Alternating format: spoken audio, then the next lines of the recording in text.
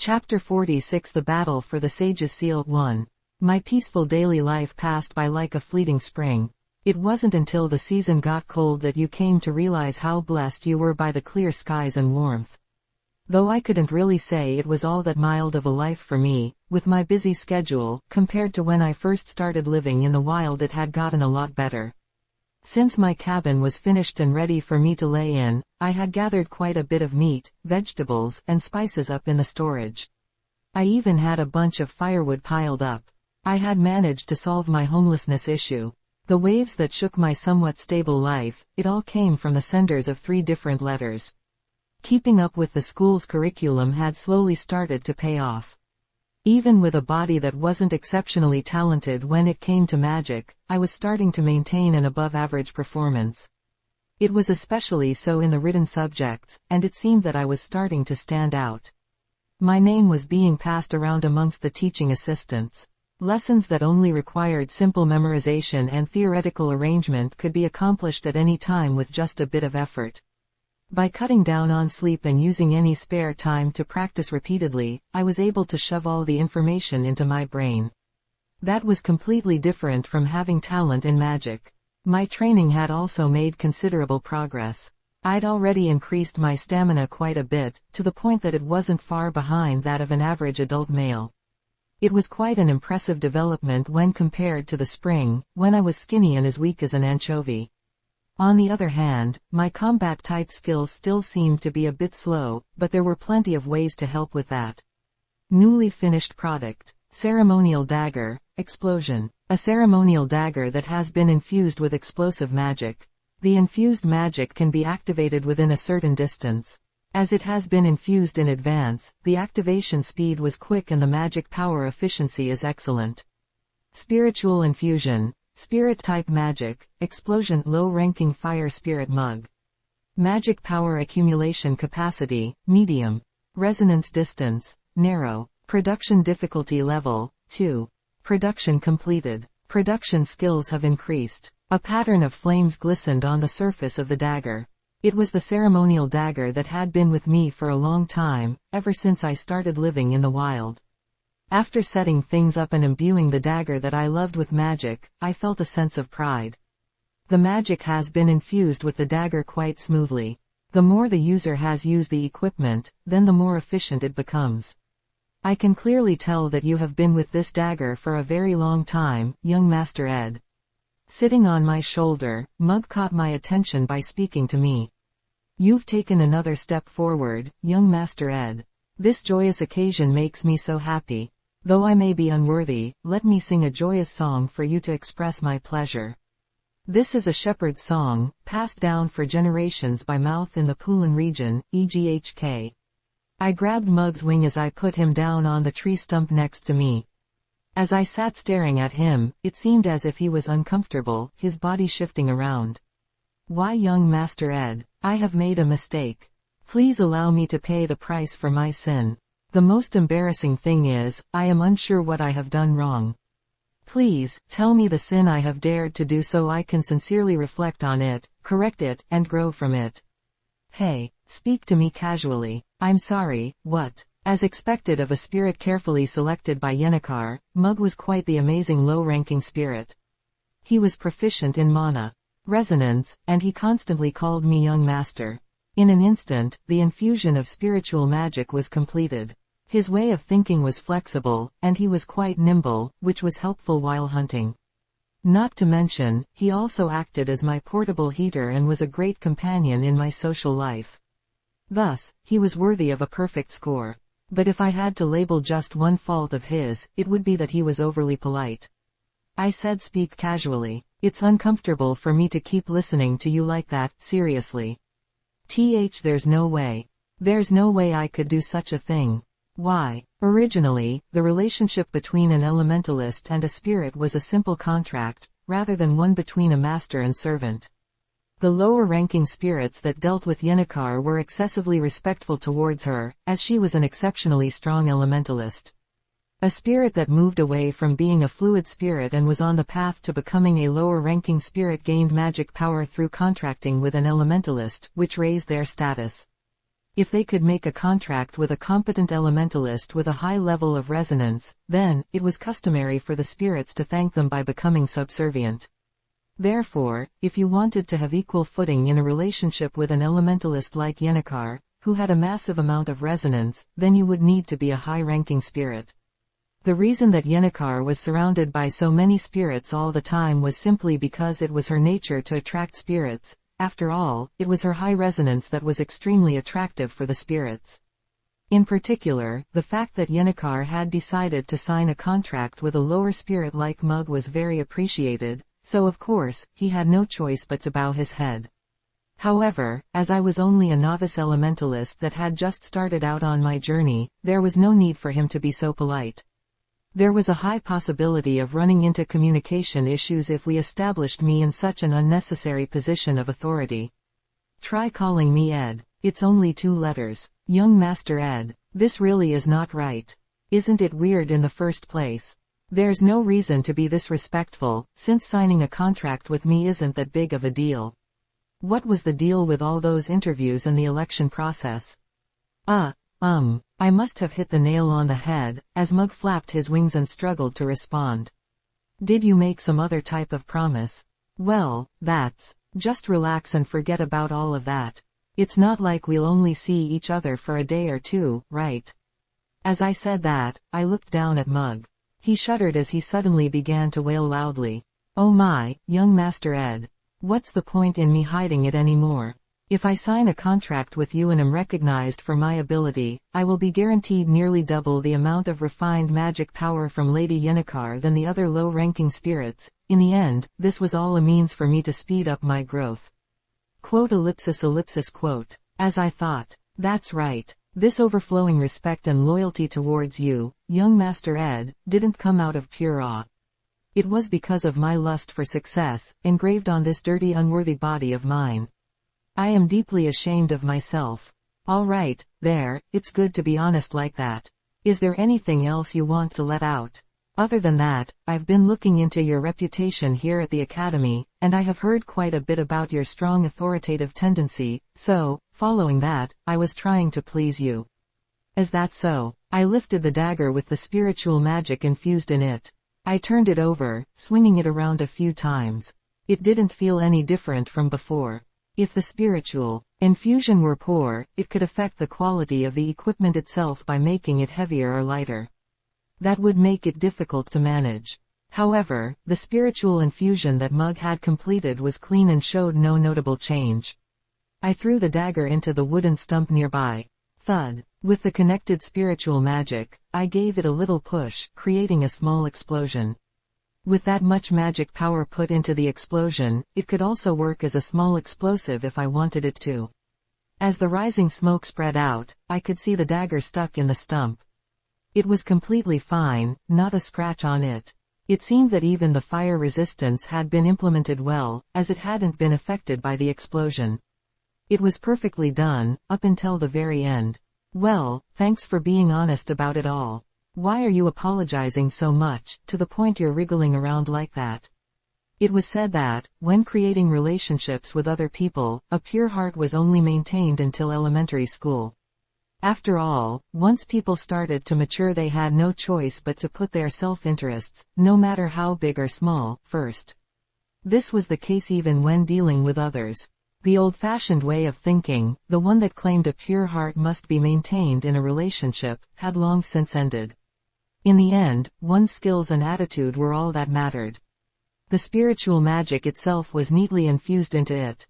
Though asking around about my reputation before we even signed a contract could have been seen as rude, from another perspective, it also proved that he had done some preparation and shown a level of sincerity. As for me, I was also the type that tried to figure out people in advance, putting in the time to get things right. So, from my point of view, I could see that he was the type to be thorough about such things. As long as you didn't treat everything as too materialistic, it could also be considered a useful way of thinking. All right, I got it. You can speak casually already. That's. I told you I understood, so you can speak casually with me. Your circumstances all make sense to me, so what's the issue? Young Master Ed. Mug was touched by my words, speaking in a grateful voice. I wondered how much guilt and shame he had been feeling. To be honest, it was so hard for me. Wah. In the first place, the hierarchy of spirits is unfair. Just because you were born earlier, you can take advantage of others. Does that make any sense? Wah. Quote ellipsis ellipsis quote. Well, I'll continue speaking politely towards you. It's more comfortable for me to do so.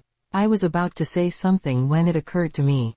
I think I heard before that it's quite burdensome to tell a new employee or recruit to take it easy, or speak casually. It was only natural to be uncomfortable with such a thing. In some cases, forcing someone to be comfortable would just make them more uncomfortable. So being uncomfortable meant that you were comfortable. It was all too complicated. Well, he'd figure it out and take care of it. From what I could tell, it seemed that his social life was already at its max level, so he must have had a good sense about how to behave. I pulled out the dagger, put it in a leather case, then tied it around my thigh with string. With that in place, I could stand up and reach down to grab the dagger at any given moment. Plus, it didn't look all that bad. By the way, what do you want to do with these letters? Do you want to read over them right now, or should I bring them over to the cabin? Mug flapped his wings, sitting down on a wooden stump across the campfire. He was biting 3 letters, waving them around. One was delivered in a clean, businesslike envelope that was folded roughly and lacked a seal. It was delivered to me personally by one of the teacher's assistants, Annis.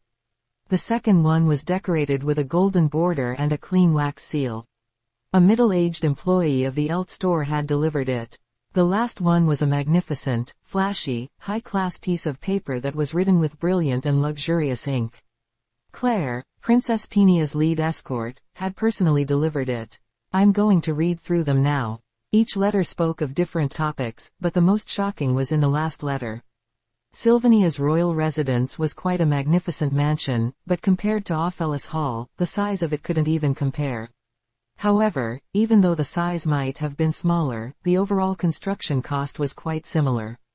It was impossible to imagine just how luxurious the interior of the residence must be unless you were someone who had entered before. A woman with a ponytail and an upgraded set of light armor opened the door to the princess's room. I've just come back from the northern forest. I have delivered the letter, just as you instructed. Well done, Claire. Claire, the lead escort of 3rd Princess Penia Elias Crowell, had been feeling quite troubled of late. For her, as someone who was solely dedicated to Princess Penia, the recent situation had not been very pleasant. The first time the princess stepped foot in Sylvania on her journey to study, she had felt rather pleased by it all. The life of Princess Penia, who was constantly watched by the royal household, on the outside looked splendid. However, if you knew her full story, none would envy her.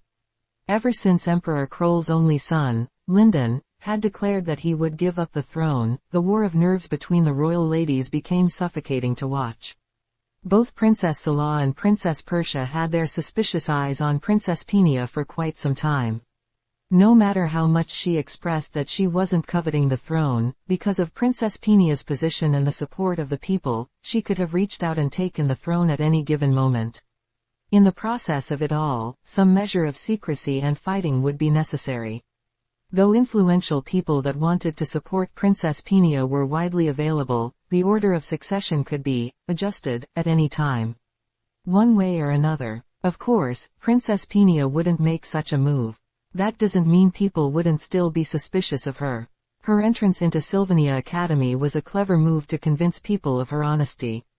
It was only possible for those who had no desire for the throne to declare that they would leave the royal household, seeking academics at such a crucial time.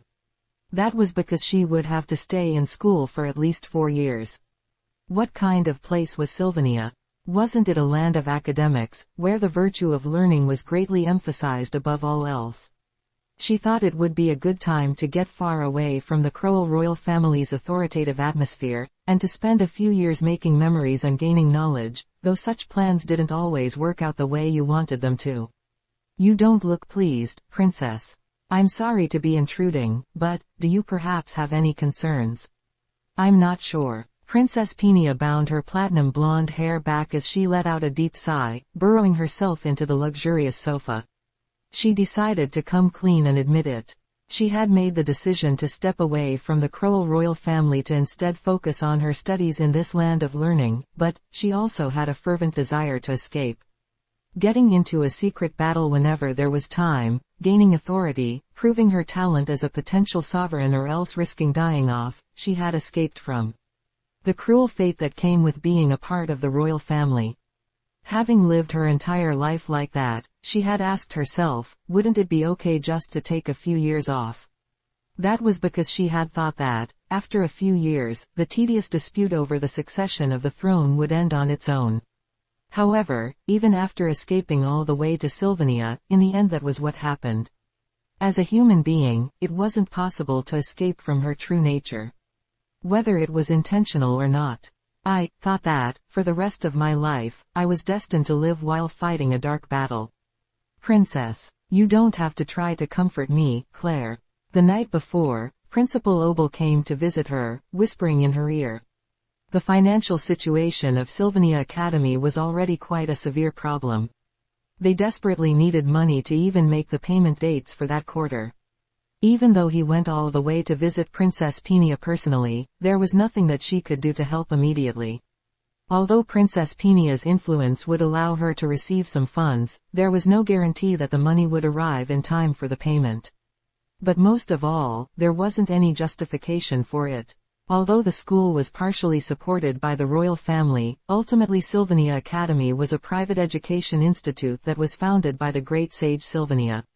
If such an institute needed further funding from royalty, there would need to be a reasonable justification.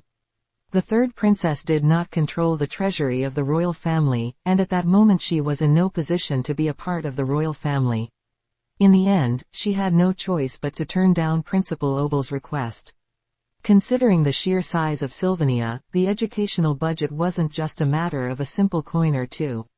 It was an issue that couldn't be dealt with through mere sympathy. That was where the problem should have ended. It seems that the sale of the Sage's Seal will become a reality. Yes, of course, there will be strong opposition coming from the students and the academic staff, though more than a direct sale, it will just function as a guarantee or collateral.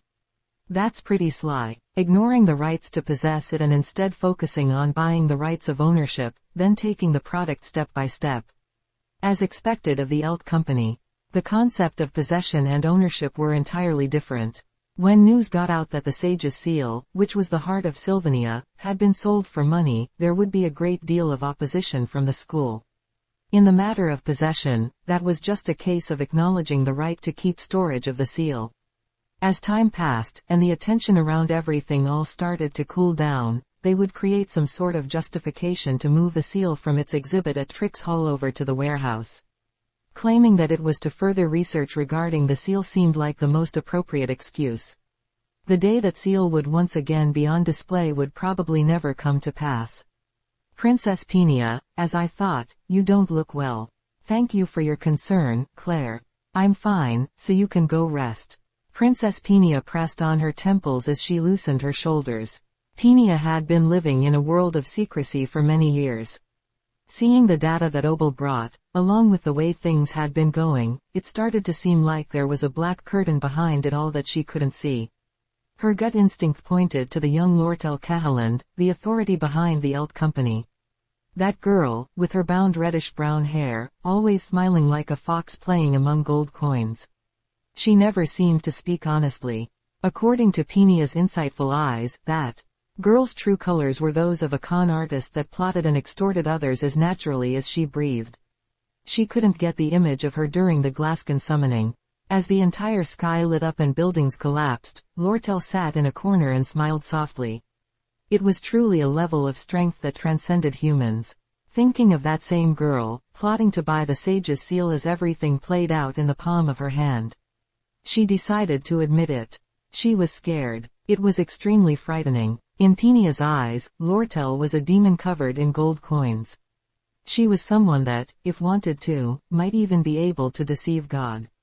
She was surely going to end up at the top of the Elt Company. She couldn't picture Lortel taking orders or being under someone else's leadership. Someone that could make Lortel follow their orders. Did such a person even exist? I don't need to be hostile towards her yet, but... Buried in the sofa, Princess Peenia silently spoke her last few words. In any case, the suspicions between the school and the Elt Company regarding the purchase of the Sage's seal was strictly an internal matter. It wasn't an issue for Princess Peenia to personally intervene in. Nevertheless, Princess Peenia couldn't help but take out a quill as she began to compose a personal letter. A new party had joined the negotiations for the Sage's seal. As for that third party's actions, it was because they couldn't leave the situation alone. Ed. It felt as if I had fallen into water, faintly hearing sounds coming from outside. I wondered if someone was calling my name, but I didn't have time to pay attention to that. The reason that my head was all mixed up was because of the letters I had received. The first and second letter didn't say much. They didn't say anything that important, it was just information that I needed to know. The third letter, however, it was something I needed to read with my full concentration. I couldn't be taken aback by a change of flow in the timeline, even if it was different from what I had originally thought it would be. It was only natural for that to happen. It couldn't be helped, as the story had been twisted from the very beginning. I just had to keep an eye on the situation and try to make the progression of it follow a similar course. Either way, if Taylor followed the proper course, everything could be solved. There wouldn't be anything else that I would have to get involved in. In Act 2, all that needed to happen was for him to use the second technique of the Swordmaster skill and prepare his celestial magic resistance. But that method would not be allowed. The flow of the story had already slowed down quite a bit. The evidence was right there, in my hand. Looking at the cause, it came from Eltie's early dismissal. Elt, the Golden King, was originally meant to be defeated by Lortel during the battle for the Sage's Seal event. However, for some reason the flow of the story changed, and he was dismissed earlier into the story, during the occupation of Ophelis Hall. Because of that, just what kind of changes did it cause? The reason that Elt tried to purchase the Sage's Seal was so he could resell it at a higher price. In other words, there was another person who asked him to procure the Sage's Seal. That person's name was, sadly, I'd already heard it so much now that I was sick of it. I quickly realized why the princess had sent me a personal letter. It was because I was a man on the inside. Her ulterior motive was to ask me if I had any information regarding that person's actions or intentions. I suddenly came back to my senses. Yennecar was pushing her face in front of mine with a tearful expression. It seemed that she had been shaking my shoulder. Get a grip on yourself. What's the matter? I'm sorry, Yennecar. There was something I was thinking about, so I was distracted for a bit. At some point, Mug had moved to Yennecar's shoulder as she let out a sigh of relief. Then, as she seemed to realize that the distance between our two faces was too close for comfort, she quickly took a step back. Don't push yourself too hard. It's good to be working hard, but it's best to stay healthy. Looking at Yennecar, who was bubbling over in rage, I put both hands by my side as I bowed my head in apology. As I mentioned before, the one who had commissioned Elt Kehalan to purchase the Sage's Seal was the head of House Rothstaler, Kreppen Rothstaler. For Kreppen, who was researching the magic of eternal life, the Sage's Seal, which dealt with celestial magic, was well worth looking into. But with Elt dismissed, that client now had no choice but to roll up his sleeves. You don't look so great right now. Yennecar spoke with a worried look on her face. It was understandable. The letter from the princess said that she had a lot to ask me about the head of House Rothstaler, which I used to be a part of, so I should visit her royal residence. Additionally, she wrote down some of her suspicions regarding Kreppen's actions. Originally, the Sage's Seal negotiations was a tug-of-war between the school and the Elt Company. However, now it has become a three-way race between the school, the Elt Company, and the Rothstaler family. The head of house, Kreppen Rothstaler, was a boss that appeared in Act 4 of Sylvania's Failed Swordmaster. He was a boss in the later half, who was exposed by Princess Peenia, who had both internal power within the school and the power of royalty, as the one behind all the evil deeds that had occurred. There was no need to explain his difficulty level. It was safe to say, at that moment, there was no way to take him down. The good news was that his goal was simple, the sage's seal. If he got his hands on the seal, he would go back to where he came from peacefully. However, there was no way for me to know what would happen after he got his hands on the seal. It would be a completely unknown world. It wasn't just a matter of no longer having the advantage of knowing all future events. It was also a matter of whether it was possible to clear. In the first place, the confrontation between Princess Peenia and Crepin Taylor was a storyline that shouldn't even have been happening that early on. Crepin Taylor. If it was true that he planned to join in on negotiations for the seal, then I would have to do whatever I could to try and keep him out of it. He couldn't be on the main stage of the storyline yet. As a character that came out in the second half meant that he really shouldn't come out until later. I'm sorry, Yennecar. I shouldn't have made you worry. I relaxed my expression as I threw a few pieces of firewood into the fire. I lowered my head as I quietly began to organize my thoughts. Yennecar sat holding her knees with her arms across the campfire. Suddenly, her expression soured as she continued to stare at me. I'm not going to move from here until you tell me what you're worrying about. That stubbornness didn't suit her at all. I almost let out a laugh. Chapter 47 The Battle for the Sage's Seal 2. Ed Taylor is a person worth using. There was much to eat at the table. The princess wasn't one to have a big appetite, so more than half of the food remained. As she was a member of royalty, the food at the table always needed to be more than plentiful.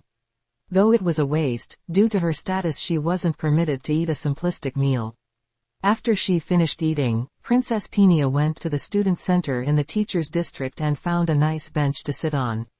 It was a wooden bench near the square with a table in front of it.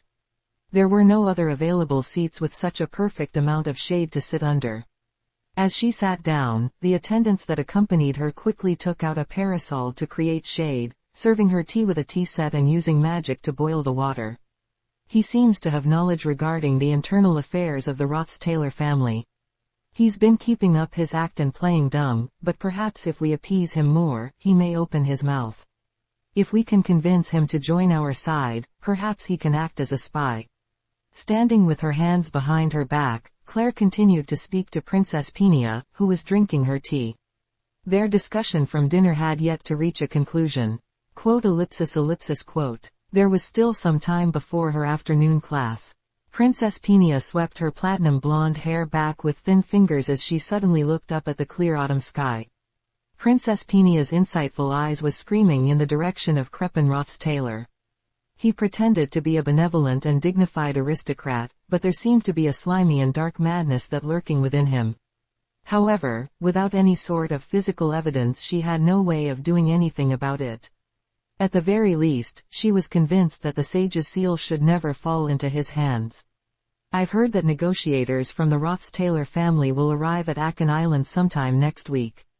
That's strange. The decision to sell the sage's seal is something extremely dishonorable, so they would have wanted to keep others out of the conversation as much as possible. How did Crepin, who is a third party, manage to send negotiators? That boy, it could have come from a report from Ed. Since he lives on school grounds, he might have overheard a rumor. Does he have a reason for that? He has already been excommunicated from the Taylor family, so there is no reason to show loyalty towards them anymore. If I were in that boy's shoes, I'd do whatever it took to be recognized again so that I could return to the family. Claire explained her view as she nodded her head. For that boy, who was living in the forest, the luxury of being a member of the Taylor family was surely something to be missed. She heard that he struggled through the arduous work every single day, just to survive. Perhaps he wished to return to his previous lifestyle. After being excommunicated, he seemed aloof to the hardships in life. Was it really that hard for him to bear the difference from his life as an aristocrat? Princess Peenia gently closed her eyes as she felt a sense of irony from it all. Well, I don't think that's right. The one who responded came from elsewhere else. Claire and Peenia turned their heads towards a familiar face as the girl approached, sitting opposite of Peenia. Her charming eyes and playful lips made her look like a mischievous devil. Her reddish-brown hair, which was usually tied to one side and left to fall over her shoulder, was left loose that day. Her usual hood, which she wore to hide her expression in the shadows, was refreshingly down that day. She wore a headband with a blue rose attached to it that matched perfectly with her reddish-brown hair, creating a somewhat calming air around her. Rather than a mysterious vicious merchant, she looked like a girl that had dressed up. But everyone there knew very well that if you were tricked by that girl's appearance, you would fall to your own death. Despite my lowly status, could I have the honor of having a cup of tea with the princess? She had a wide smile on her face. Quote ellipsis ellipsis quote. While Princess Peenia glared at her, an attendant brought out another cup of tea, placing it down in front of her.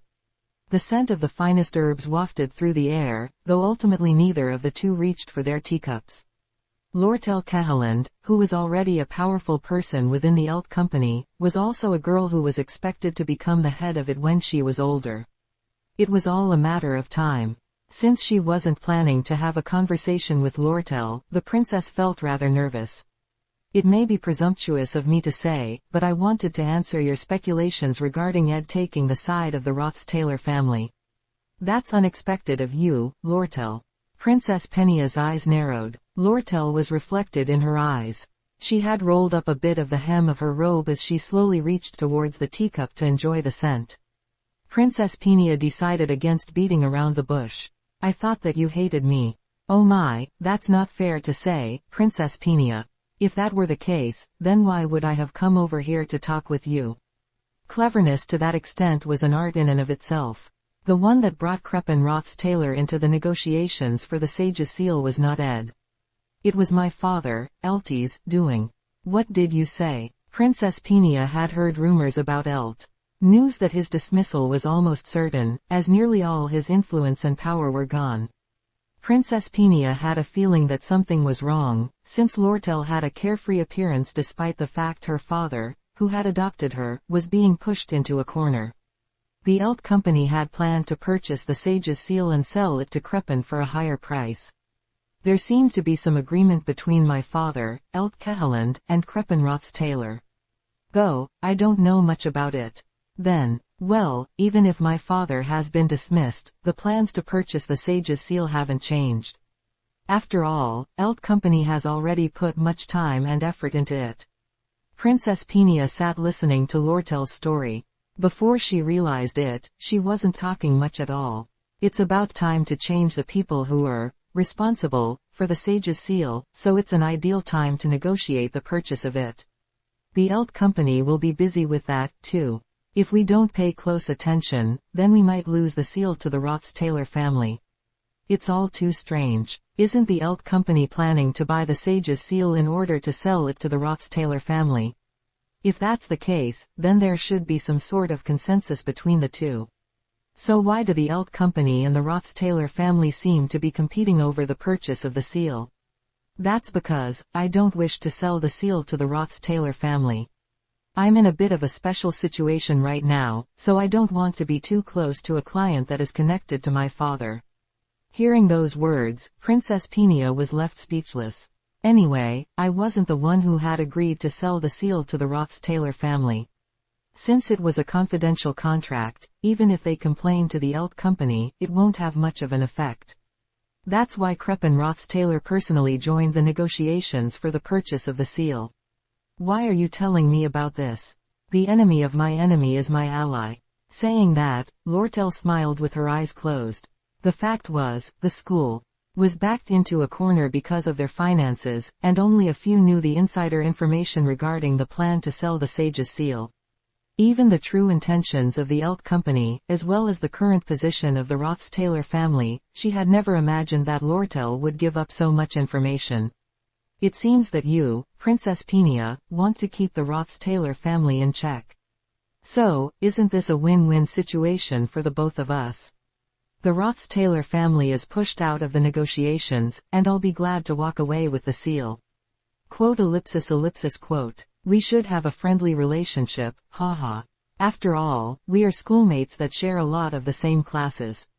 Her smile was like that of an all. Even though she appeared useful, if you reached your hand out to her it would be easy to get stabbed. Lortel Cahaland and Peenia Elias Crowell, it was like a relationship between two sides of the same mirror. They probably wouldn't understand nor acknowledge each other until they died. Well, I thought that Ed, who was innocent, would be hurt by all of this. As his underclassman, I was worried. You were worried about him. He's already been cut off from his family and is now living a new life. Wouldn't it be unfair to mistake him as a part of the Roths-Taylor family? Princess Peenia narrowed her eyes again. There was no way that girl would think of helping another in purely good faith. It seemed certain that she had some other intention behind her defense of Ed. Even so, that boy, there's definite value in using him. At that point, Ed was the only one who would have an idea of the internal situation regarding the Roths-Taylor family. Indeed, having lived most of his life as a member of the Roths-Taylor family, regardless of how incompetent or arrogant he might have been, there was a high chance that he had at least some information. However, judging people by their value and using them like consumables, that was not Princess Peenia's style. I tried to ask for help person to person, as well as using my authority to give orders, but if he still doesn't open his mouth. If he doesn't, then, I'll have no choice but to use it. The Princess of Benevolence Peenia was someone that treated everyone with respect, but didn't always fall into idealism. If necessary, there were also times where she needed to have a cold heart. She didn't realize that. In response to Princess Peenia's reply, Lortel's face stiffened for a moment. Suddenly raising her hand, as she flung her hood over her head. She trembled a bit as her head lowered, hidden beneath the shade. Lortel Kehaland, just what type of reaction was that? Was she lost in her thoughts? Without appearing to care at all about the bewildered Princess Peenia, Lortel kept her head down for a long time. Soon after, a splendid-looking pigeon flew in and landed on Lortel's shoulder. Nevertheless, Lortel continued to keep her head down for a while, before reaching her hand out towards the pigeon. Oh my, a homing pigeon sent from the main headquarters. Speaking softly, with a trembling voice, Lortel raised her head. Princess Peenia was briefly taken aback. Claire, who was guarding her, felt her blood start to boil. Lortel had been forcibly holding back her laughter and looked about to burst. You tricked and used me. Lortel, who could no longer hold it back, stood up as she spoke. Who did what to whom? You. This blasphemy. How dare you do that to the princess? Princess Peenia. Lortel Kehaland already had a complete understanding of Ed Roths-Taylor. Even though he might be backed into a corner, she thought that there was no way a princess like Peenia, who grew up constantly pampered and protected, would be able to take advantage of him. Normally, she would have been laughing secretly as the princess attempted an impossible task. Princess Peenia, only in this instance are we allies. The Roths-Taylor family, who are the public enemy, must be driven from Akan Island. Thus, I would like to offer you my sincere advice. Quote ellipsis ellipsis quote. Don't try and take advantage of him half-heartedly, as he might just end up taking advantage of you instead. As Lortel spoke, she stood up, still holding the homing pigeon. I hope you have the generosity to excuse my rudeness. That is my wholehearted advice to the princess. Where are you going, Lortel? I have an appointment with someone. Even though I dressed up quite a bit, I ended up messing up my hair by unnecessarily wearing this hood. It wouldn't be polite of me to continue interrupting the princess's break time, so I'll take my leave. Lortel courteously gave her greetings. I hope you remain healthy. You have to hold her accountable for her disrespectful actions, princess. It's fine, Claire. Though she didn't like to establish her authority, Lortel's actions were certainly rude. Princess Peenia didn't feel great about it either, but she had many other things to worry about instead. Above all else, Lortel's attitude toward Ed seemed to have changed drastically. Simply put, Lortel was someone who, on the outside, would appear superficially courteous towards her superiors. On the inside, however, she had a tendency to constantly weigh their worth. Determining her intentions and understanding the way she treated Ed was too confusing.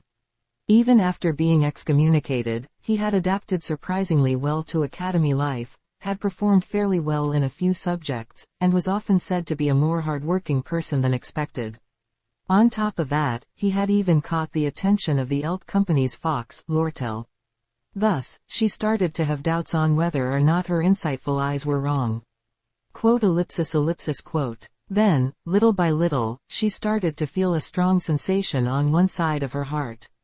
Ed Roth's Taylor. It was because Princess Peenia herself was the one who had caused his excommunication. Even if she didn't intend to, that fact wouldn't change. Ultimately, the emotion that was flowing inside of her was a sense of guilt, though it was only a small amount. The difference between their status was massive, and there was no other special relationship between the two. Being swayed by the guilt of causing an inconvenience to such people over a momentary mistake would only stand as an obstacle to her growth as a monarch. As a monarch, she must also know how to deliberately ignore even the slightest sense of guilt.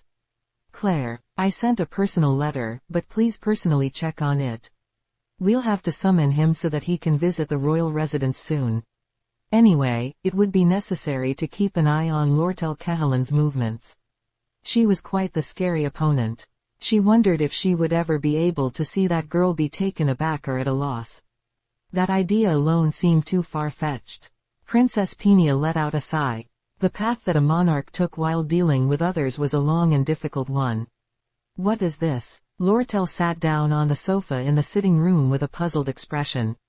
She looked completely bewildered. It just happened. Hi, Lortel. Long time no see. How have you been? Yennecar smiled and greeted her warmly.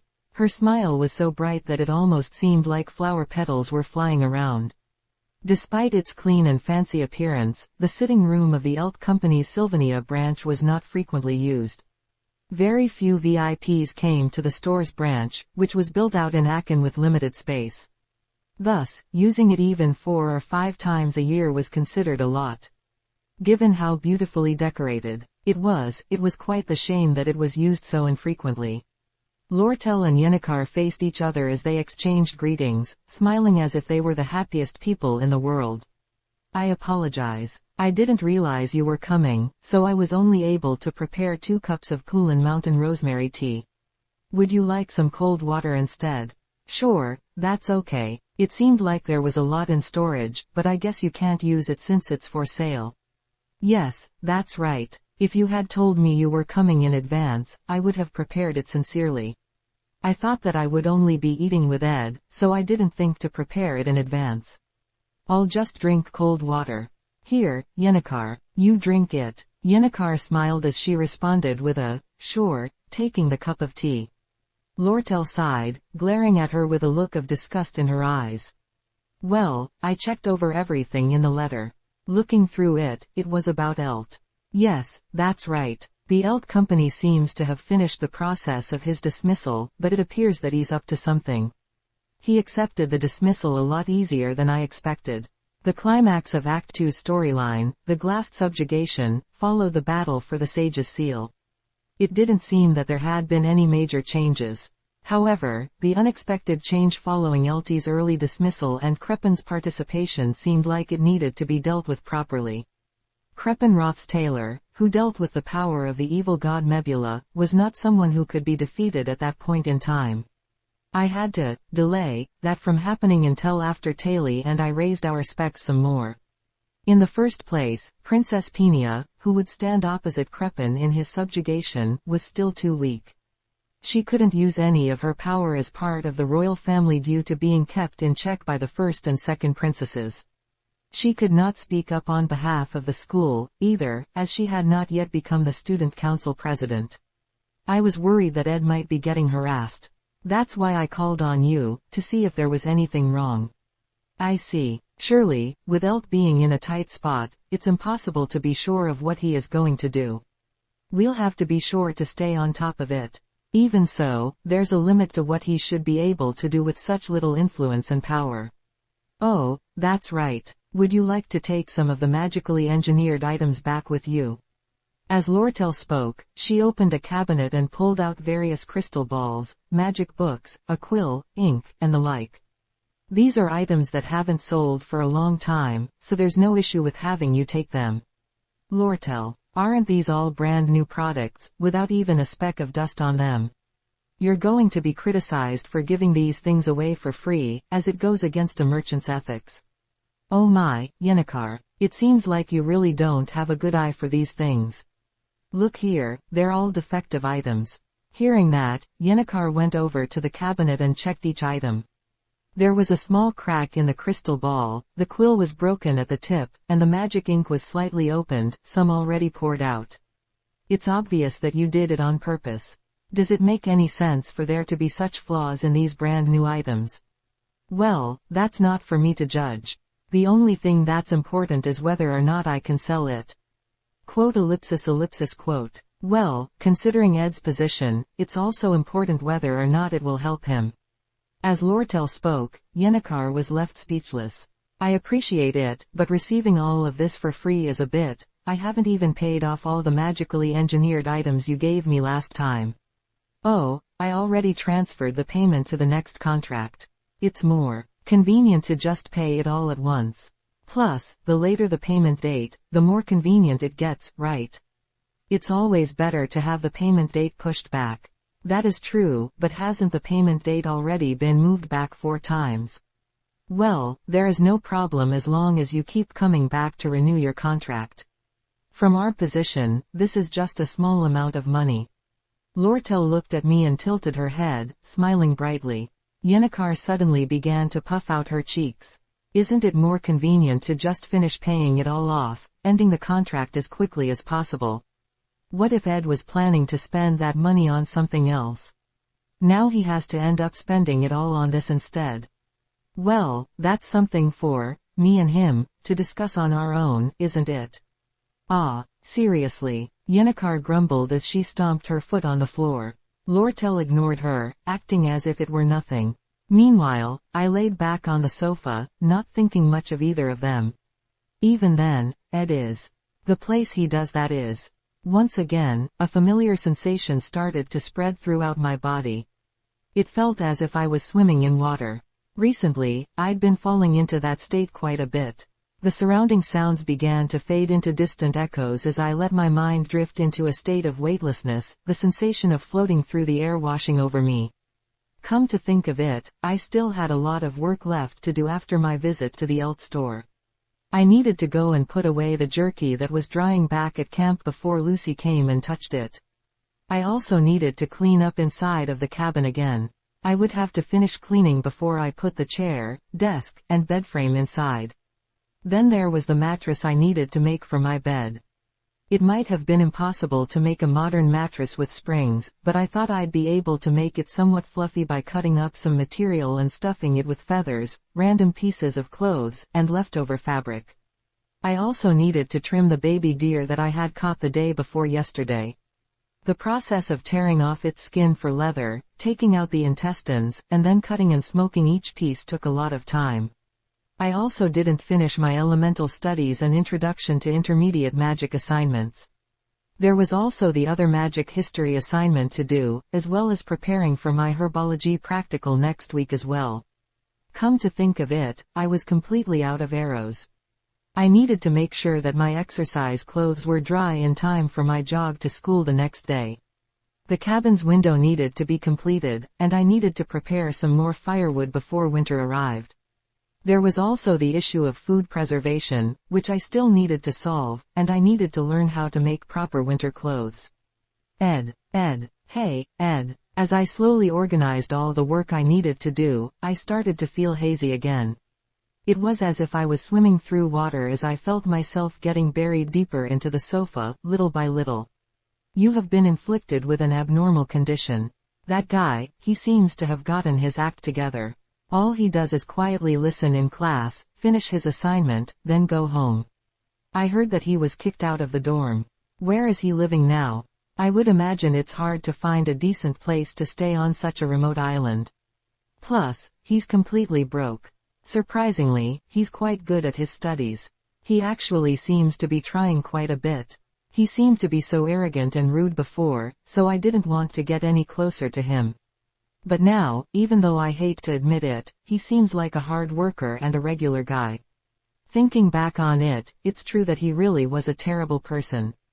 Before, as time passed, maybe he became more aware of it and started to change. Sometimes I see him in the classroom, but he doesn't say a word. He seems to be really focused on his studies. I wonder what's with him. Was he actually an honest and hardworking person? When someone turned over a new life, trying to become a better person, at most they would last a month. After about a month or so, they would revert to their old ways. But for Ed, he had been living that ridiculous lifestyle at that camp for almost half a year. Quote ellipsis ellipsis ellipsis quote. A private bedroom in the royal residence. At a large, luxurious personal table, Princess Peenia sat alone, letting out a sigh. It was about time for her to admit it. Seeing his honest, hard-working appearance as he fished back at his camp, his appearance during the Glasgow subjugation, where he proceeded to form a good plan of action without getting flustered, not to mention, his reputation among the students of being someone that was heavily focused on his studies, and Lortel's warning not to carelessly make judgments about him. Other than that, there was her intuition and the clues that kept whispering to Princess Peenia. Maybe, just maybe, my insightful eyes were wrong. If that was the case, her judgment ended up causing a healthy, hard-working boy to be kicked out of his family, leaving him broke and forced to survive in the woods. Did she really make that mistake? Either way, she had sent Ed a personal letter through Claire, asking him to visit the royal residence immediately. Since it was an order from a member of the royal family, he was bound to come by and visit the royal residence. She would then have the chance to properly determine who he was. And if, by chance, her judgment was wrong, she would truly come to accept the truth. Princess Claire. With that thought in mind, Claire knocked on the door. She must have come to report on something, and it was obvious what it was about. Did you finish the schedule for tomorrow? What time will Ed Roth's tailor be? Princess, I'm afraid that he will not be able to visit for the time being. Why is that? Regardless of his circumstances, it was still a royal order. If he has the intention to refuse, shouldn't it be accompanied by a justifiable reason? She didn't want to use her authority, but either way a personal letter written by Princess Peenia was no different than a royal order. Refusing such an order meant that there had to be some sort of reason. He has collapsed from overworking. He had always been a strong man. Thus, hearing the news, Princess Peenia couldn't help but have her doubts.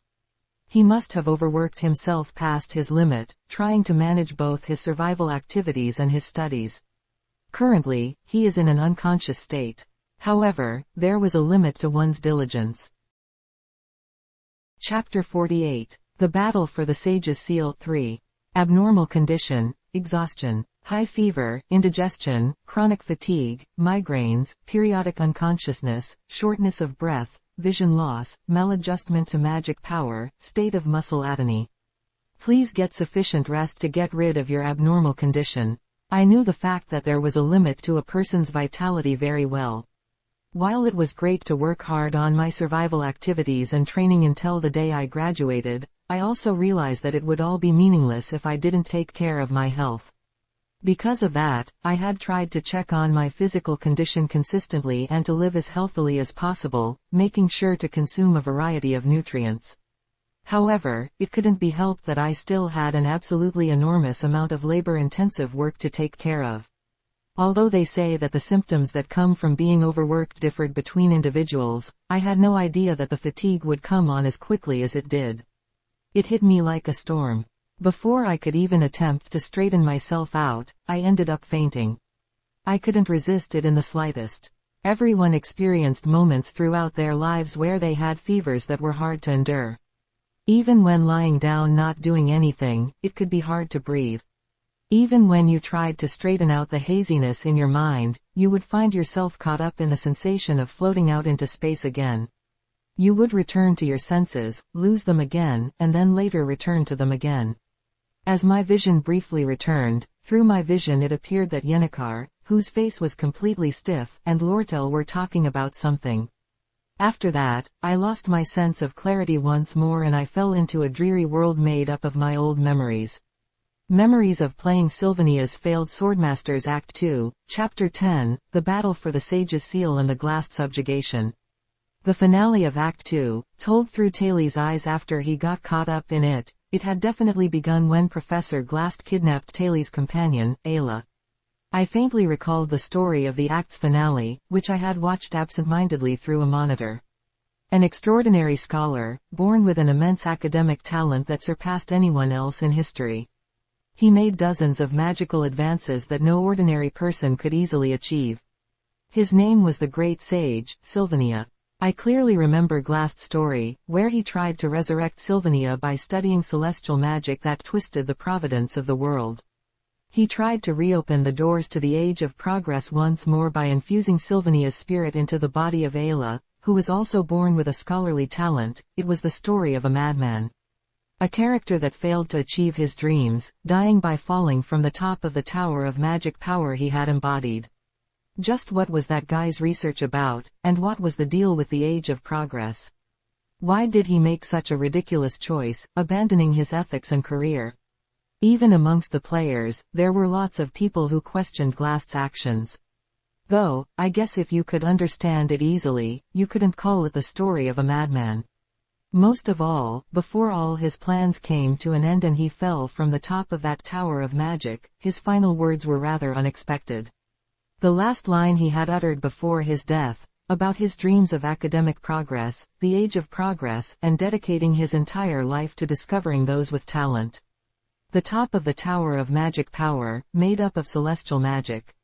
Spreading both of his arms out, talking about the world and confessing his will just before his death. What was it? Ease. My eyelids snapped open with a start. As if, against my will, it was telling me that it was time to wake up. My entire body was heavy, especially my lower abdomen. What was this chunk of meat on my lower abdomen? When I looked to see why I had a hard time lifting my torso, I saw a girl with a giant witch hat, the size of her head, lying on my stomach. Quote ellipsis ellipsis quote. Too salty, only a little. That kid, how can she be so annoying, even when asleep? I tried to lift her up and throw her aside like usual, but for some reason I couldn't lift her. Lucy is just as light as she looked. So light, you had to wonder if she was really even human, to the point that you could easily carry her while moving. Lucy seemed to be the same as always, so maybe the reason that I couldn't lift Lucy was because of my physical condition. I was in a completely weakened state. Even though I had a mountain of work to do, my body had reached its limit. I let out a deep sigh as I laid back down. The scenery is familiar. It was my cabin, but the blanket was new. It must have been a product from the Elt store. I didn't know exactly what happened, but I have a vague idea. Without much trouble, I could remember the image of Yennecar and Lortel making a fuss. Maybe as a response to me moving, Lucy opened her dopey eyes with a blink. She rubbed her sleepy eyes and sat up, looking straight at me while still sitting on my lower abdomen. Then, staring back blankly into the air, she said, "I'm hungry. Do you really do nothing besides sleep and eat? Oh, congratulations. You're conscious again." She then raised up her hands into the air to roll up her overly long sleeve before she pressed her index finger against my solar plexus. She continued to speak slowly, in a rather soft whisper. "Your magic power got really twisted. Since you have been constantly overdoing your training the last few months, familiarizing yourself with elementalism, and not properly resting, you ended up like this." Quote ellipsis ellipsis quote. The flow of magic power will gradually come to a stop while you are asleep. By taking advantage of that time, when you wake up and move your body around again, you can do so more efficiently. Didn't you learn that in your magic power studies class? By training your magic power to your very limit right before sleeping, only to barely sleep at all, that's why you ended up like this. Even though you're always sleeping in class, I guess you're quietly following along with everything. I don't listen because I already know everything. The flow of magic power began to swirl around Lucy's finger, the one that was pressing down on my solar plexus. Lucy continued to stay still with a blank face, acting as if nothing special was happening. Before long, her collar and wide-brimmed hat began to flutter. "I've been pushing down on you like this so that the flow of magic power won't get any more tangled. It seems to be entangling a bit now. Did you keep doing this while I was sleeping?" "Well, it's nothing too hard. Though, I fell asleep a few times, since it's so boring." A refreshing feeling spread across my body from Lucy's finger. While I was unconscious, I had felt the sensation of the energy in my body returning at times, but that must have been thanks to Lucy. That gaze. When I'm next to you, there are people that keep on looking at us. It's annoying. Well, what I'm doing is necessary, so they can't really say anything about it. Again, I felt that relaxing sensation go through my body. It made me feel much lighter. Taking in a deep breath, I felt as if I was starting to gain back some of the strength in my body. As for the physical issues regarding your vitality, there's nothing that can immediately be done to help besides getting some rest. Though, I'm sure the magic power has all been taken care of. Hey, calling out to Lucy with no real purpose, she glanced down at me without a single change in her expression. Her light gray eyes, which didn't move an inch, seemed to be calm and peaceful. Rather, that dull feeling of hers made me feel more comfortable. Thank you. Don't get sick. It's difficult when you're sick. There are even people that die when they get sick. That line. If you knew about Lucy Mariel's past, it wasn't something you could easily ignore. The Archmage glocked, who had given her the blessing of the stars. A rainy night. Lucy sat next to Glocked, who was like her grandfather, as he lay dying in bed. I didn't know how many days I was unconscious, but it was clear that it wasn't a short amount of time. Thinking about the fact that she was sitting next to me all that time, pressing down on my tangled magic power, it must have been an unbearable pain to her, being around someone that was sick. No matter how much of a jerky thief she was, or how much she resembled a stray cat by breaking into my house in her free time, even though her expression never changed, and you couldn't determine what she was thinking, I had no choice but to guess what was hidden inside of her. As a result, there was no choice but to at least say thank you. Squeak. Oh, you've regained consciousness. I didn't know if it's okay to use the stove inside the cabin, so I set the fire outside. Suddenly, the cabin door swung open and an unexpected person walked in. After sweeping his long, unkempt hair back, Ziggs Eifelstein entered with a lively greeting before suddenly going stiff. Lucy was on top of my lower abdomen, pressing down on my chest, when she turned her head and looked up at Ziggs. With her blank face, she grabbed her hat and vanished in an instant. Only a fleeting afterimage of the wind was left as proof that that lazy genius had been there. Quote ellipsis ellipsis quote. Ziggs swiped his bangs up at once as he entered the rest of the way, sitting down comfortably on a wooden chair with a look of disbelief on his face. Ed, just how many people have you? As expected. It's not that unusual for a strong male to have several females. Quote ellipsis ellipsis quote. Is this the open-mindedness that comes from a civilized society? Perhaps I have been looking at a civilized life with too much of a stereotype. If I left him as is, when Ziggs went ahead and laid his hand on another woman, Elka would lose it. First, I had to clear up the misunderstanding. Since Yennecar was sick at the start of the semester, it would be dangerous for her to miss any more classes. Lortel kept on pushing back her work at the store, but when it got to the point where she couldn't do it anymore, she went back to the commercial district. I see. But how did you end up taking care of me in the cabin? Lortel came and asked me to go. I'm kind of dense when it comes to something as delicate as taking care of someone else.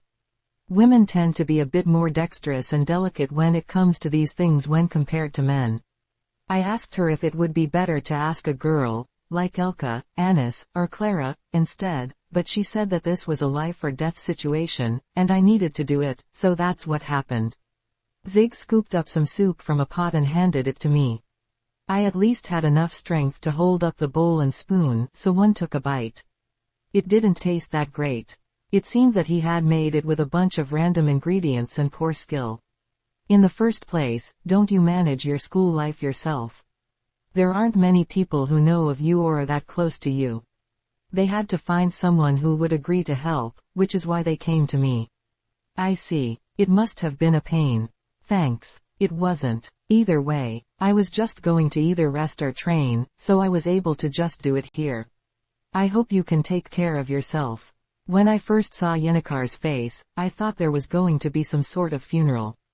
Ziggs let out a sigh as he poked the fire with a poker. Well, since it's not a chronic disease, and it only happened from overworking yourself, there's no need to make a fuss. You'll get better after a few days of rest. For the time being, you won't have much strength in your body. Just take this chance to take a break from classes.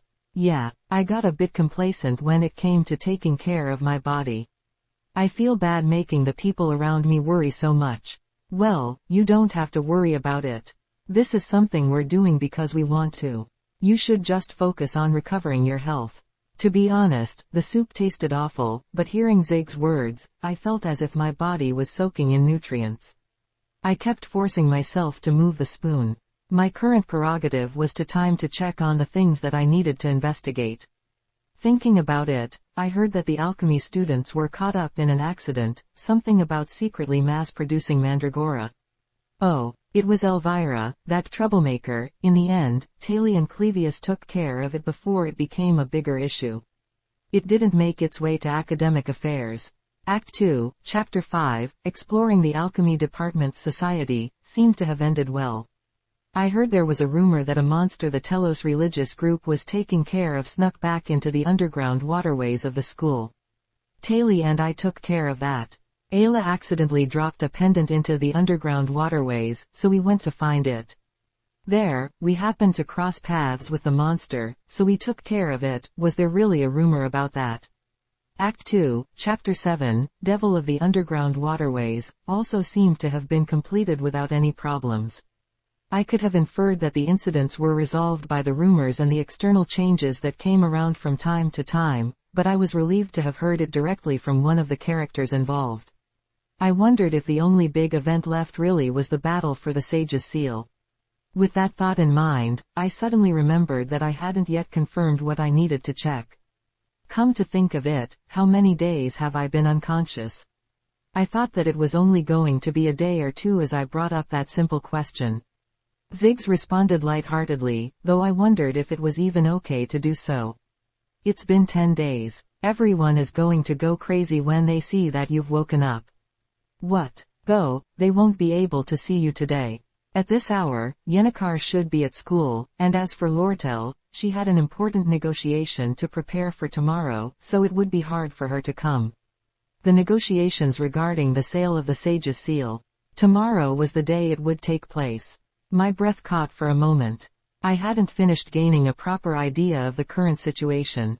I had no way of knowing how the tables may have turned while I was unconscious. Hey, Ziggs, can you tell Lortel something for me? What? Is it something urgent? Yeah, it might sound a bit weird, but if I had enough time, I'd consider more options as I tried to pick the safest course of action. But in the current situation, I had to use every method that I could. So, there's something that I want. If I just have that one thing, then, really, I think I can answer any request you make, anything it may be. All of a sudden, call meeting with the negotiators. Luncheon. Verification of the Sage's Seal condition.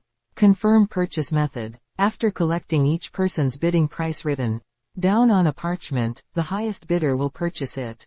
Proceed with the transfer of the resonance owner. Afterwards, dismissal. After reading the report on the itinerary for the purchase of the Sage's Seal, the piece of paper in Princess Penia's hand burned to ash. The fact that the Sage's Seal was going to be sold had yet to be publicized. Quote ellipsis ellipsis quote. Princess Penia had asked the school to allow her to attend the negotiation as an observer. Although there was no need for the princess to attend the negotiation, as it had nothing to do with the royal family, the school listened to her request as it came from royalty. As long as there was an excuse, it would be fine. In any case, negotiations involving such a hefty sum of money were often accompanied by witnesses to observe and provide public credibility. As she was a part of the royal family, her public credibility was as heavy as the weight of her lineage. The number of people participating in the negotiation for the purchase of the Sage's Seal was small. In the first place, there weren't many groups that could afford to pay that much. In the end, the Elt Company and the Roths-Taylor family were the only ones left. It had appeared that there would be fierce negotiation between the two over the purchase. Surprisingly, the decision seemed as if it would end in an instant.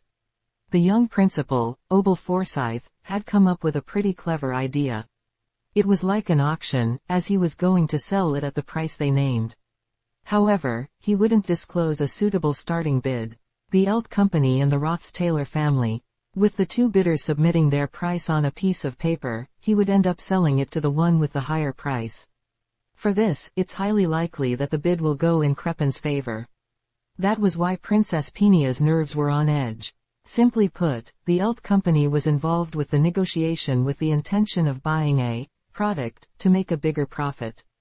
On the other hand, the Roths-Taylor family seemed to want to get their hands on the Sage's seal for a bigger reason.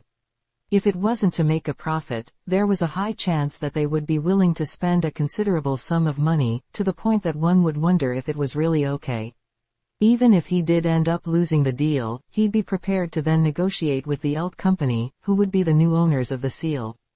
Of course, there was no way of knowing what an appropriate amount might be, and they couldn't randomly spend a large amount of money. That was why there was going to be a war of nerves between them. Telling them about this method only a day in advance, the Elt company and the Roths-Taylor family must be experiencing headaches over this. Of course, Claire, if they let them know too far ahead in advance, they could end up meeting and negotiating how much they would charge. If the school wanted to make a profit, they needed to make it so that it felt as if the Elt company and the Roths-Taylor family were fighting against an unknown enemy. The pressure of not knowing how much the other would spend, they wouldn't be able to know how much they should raise to safely get their hands on the seal. Principal Obel was quite smart about it. You don't want to drag on the negotiation for too long, as it may start to spread strange rumors. It's good to handle it this way and end the bidding as quickly as possible. There's also a lesser chance of losing money. But, no matter how hard I consider this method, Crepin will surely get his hands on the seal. The Elt company was unlikely to see any real value in the Sage's seal. As expected, I'm uneasy about this. Just what was Crepin trying to do by getting his hands on the Sage's seal? The lack of information on Crepin also made her feel uneasy. If only they could have figured out what the mysterious Duke was thinking, then, the situation would probably have become a lot clearer. Unfortunately, Ed, who was the clue to it all, had been unconscious for nearly 10 days. Because of that, she was completely in the dark. If she couldn't ask Ed directly, then why not try asking the people around him? She had thought of doing that before. After all, anyone who was close to Ed might have heard something of his inner thoughts or background. However, according to the rumors, Ed was always quiet during school, just listening during his classes and focusing on his practical training. He seemed like someone who didn't have many relationships. Also, he always appeared to be rather busy, as he was working hard just living one day to the next. Princess Pinia sighed as she sat still on the corner of the school's bench. When I traced the rumors about him at school, it said that the only person who could be considered close to Ed Roths-Taylor was the second-year top student, the elementalist Yennecar Polarover. Claire, who was standing next to her, tried offering her advice. I could try and call on her, though I am unsure if we can get any sort of meaningful information from her. No, you don't have to. I had already met her once, as I was walking through the school grounds. A person would have to have been living under a rock to not know of Yennecar Polarover. Both when she was caught up in the Glaskin incident and during the disciplinary committee hearing afterwards, Princess Pinia had assisted her. The pink-haired girl had once sent a letter of sincere thanks to the royal residents, in order to formally show her gratitude. Since she was a girl who was loved and gave love to everyone, the princess felt a bit jealous. Wherever she went, she brought the impression of flowers blooming. Everyone smiled brightly as they spoke to her. Everyone lived happily ever after. She was truly a girl that should have been the main character of a fairy tale. I asked her about Ed Roths-Taylor during a joint elemental studies class about a week ago. However, it was after Ed had fallen unconscious. When Pinia met Yennecar at school, Yennecar looked at her with cold eyes. She had no idea just what kind of change of heart she had. Yennecar played around at school with her usual bright and lively manner, but towards Princess Pinia alone she lacked a friendly attitude. She tried to not show it too much on the outside, but it was clearly visible to Princess Pinia. The reason for that, it was obvious. It was the same with Lortel. Even that innocent girl, who was loved by everyone in the school, was not on Princess Pinia's side. Considering that fact, Princess Pinia took a deep breath. The autumn sky was high and clear. It was a hectic time. She had wanted to visit the cabin to check on Ed's condition at least once, but the work regarding the Elt company was piling up and weighing down on Lortel's shoulders. Lortel, who had her hair tied to one side, let out a sigh. She then offered a cup of tea to her unexpected visitor. Anything. I didn't expect Ed to say such a dangerous thing. That's what I'm saying, Lortel. I'm sure you also know his true nature. As Zig sat down on the sofa in the sitting room and drank his tea, he let out a sigh. Lortel, who was already weighed down by her work, straightened her shoulders and gave a sly smile. Anything, huh? You're a merchant that you'll do anything. You've made quite an unusual mistake, Ed. In the sitting room, where the darkness started to slowly settle, Lortel tried to stifle the smile threatening to spread across her lips. Just what was she imagining? Even if she tried to stay still, that crazy smile of hers started to show. It was terrifying to Ziggs, who was watching her. He could still see her worry about Ed, who had only just gotten out of bed. I'm glad that Elka is so pure. The world of civilization was a world that was both mysterious and terrifying. The time for the negotiations had come. Sadly, nobody realized yet that the boy laying in a cabin in the woods held all the keys. Chapter 49. The Battle for the Sage's Seal 4. It would have been faster to find the parts without any fancy decorations. A jacket lined with gold frames and a cape embedded with a flying eagle pattern. Mahogany cotton pants underneath a shirt with voluminous frills. Every corner of his outfit was covered with jewels. The loose jewels and decorations he wore symbolized his vanity. After all, the most direct way to show off one's wealth and high honor was to have a luxurious appearance. Strangely enough, Crepin Roth's tailor looked rather serious and sharp, even in such flashy attire. He had a sharp jawline and eyes that didn't match his age. He was a peculiar person that didn't make any unnecessary movements, while at the same time giving off an aura of gentleness and class.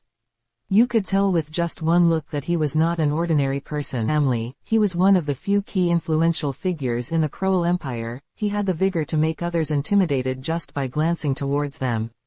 It's a shame that Headmaster Obel wasn't able to personally attend. I'm quite worried, as his health appears to be deteriorating. I hope he gets well soon.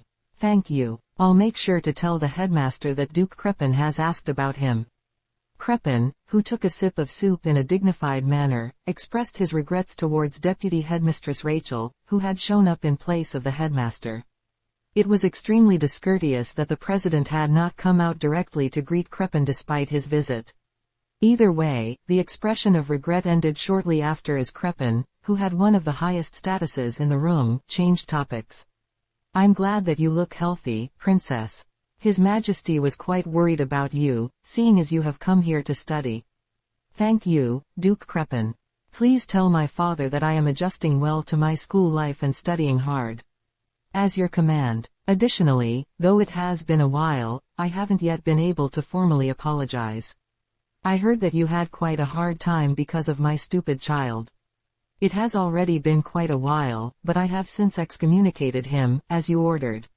It still bothered me greatly that I had yet to properly apologize to you. It's fine, Duke Crepin. Don't worry too much about it. Princess Peenia humbly rejected Crepin's apology with a somewhat stiff face. Meanwhile Lortel, who sat at the luncheon for a while watching over them, didn't say a word. Crepin also did not appear to care about Lortel's presence.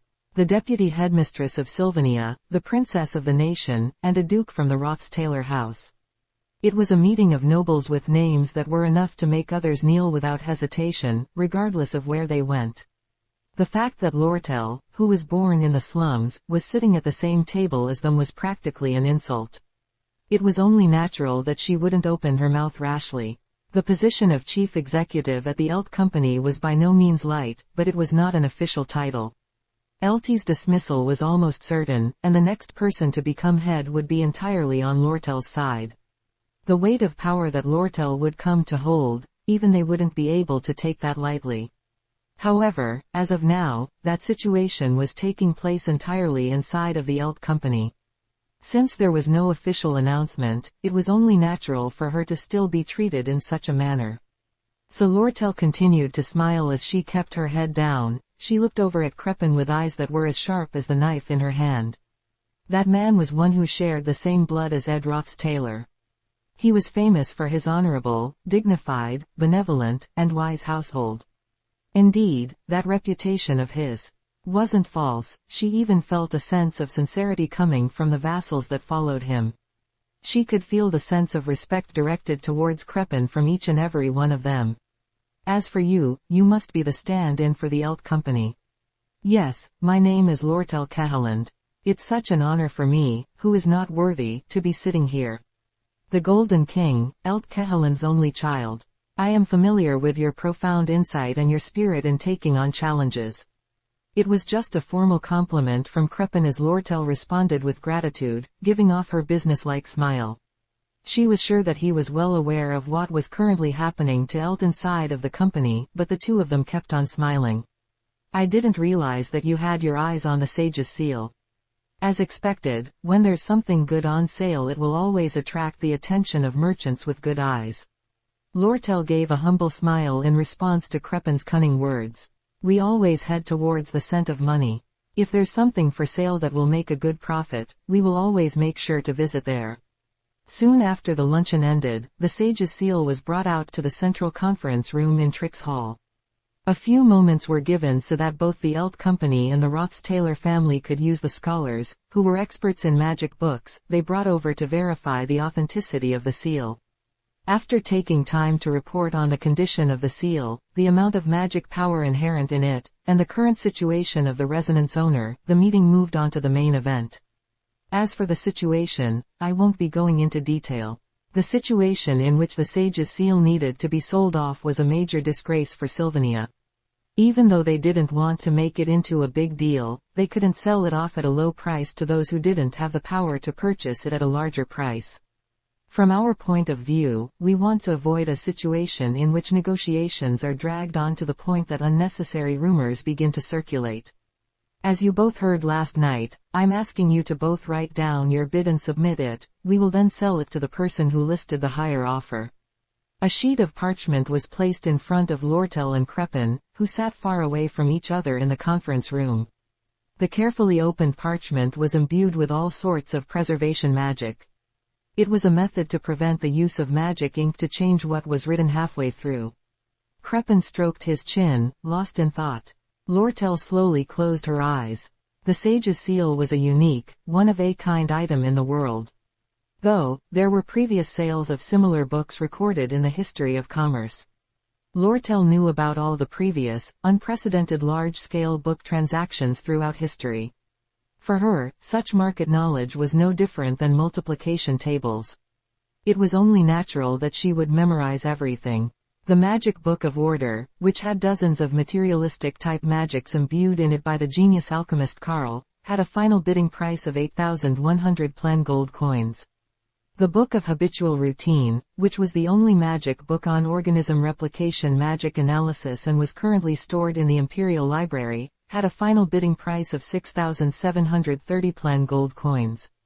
Finally, the Archmage Glock's personally handwritten magic notes, regarding his visit to an unknown continent down in the south, had a final bidding price of 7,020 plen gold coins.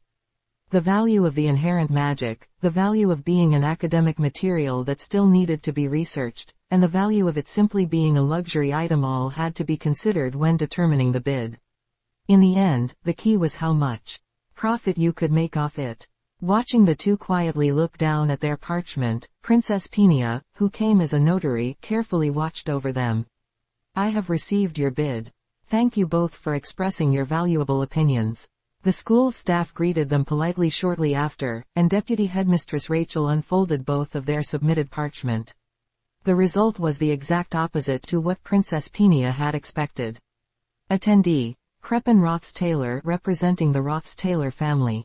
Presented amount, 8,900 plen gold coins.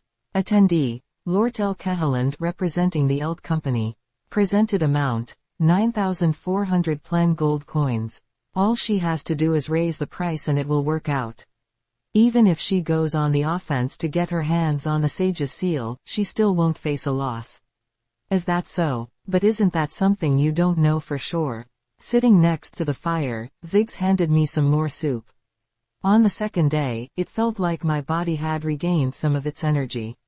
After having my magic power untangled, it seemed like my body's condition was recovering rapidly. The Elt Company isn't the type of business to go around randomly digging for gold, right? I didn't expect Lortel to accept your offer so easily, especially since she'll face a loss if she's not able to sell it at a higher price. No matter how high she raises it, the Roths-Taylor family will buy it from her. Either way, she won't end up facing a loss.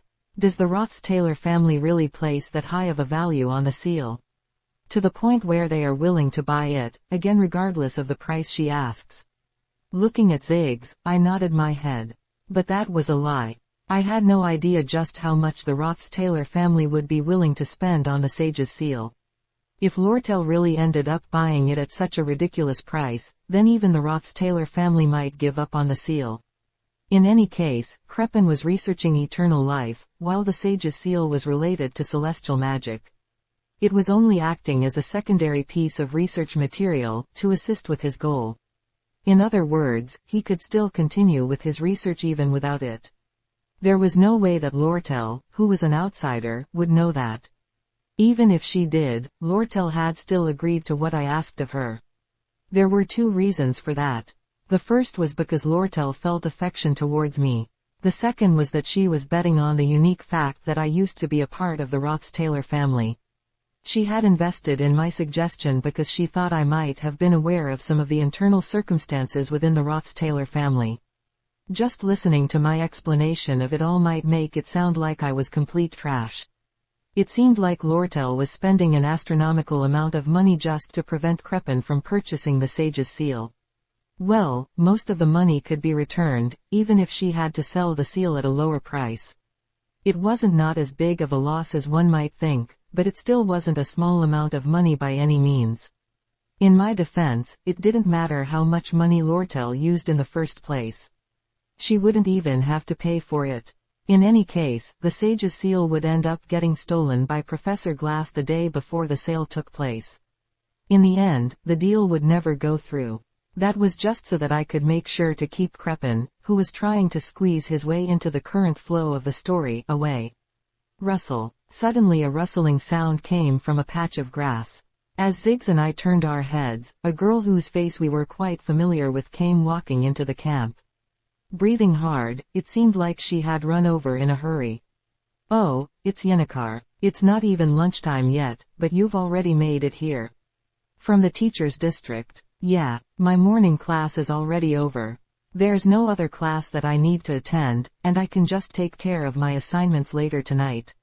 "Even so, you should have eaten lunch first."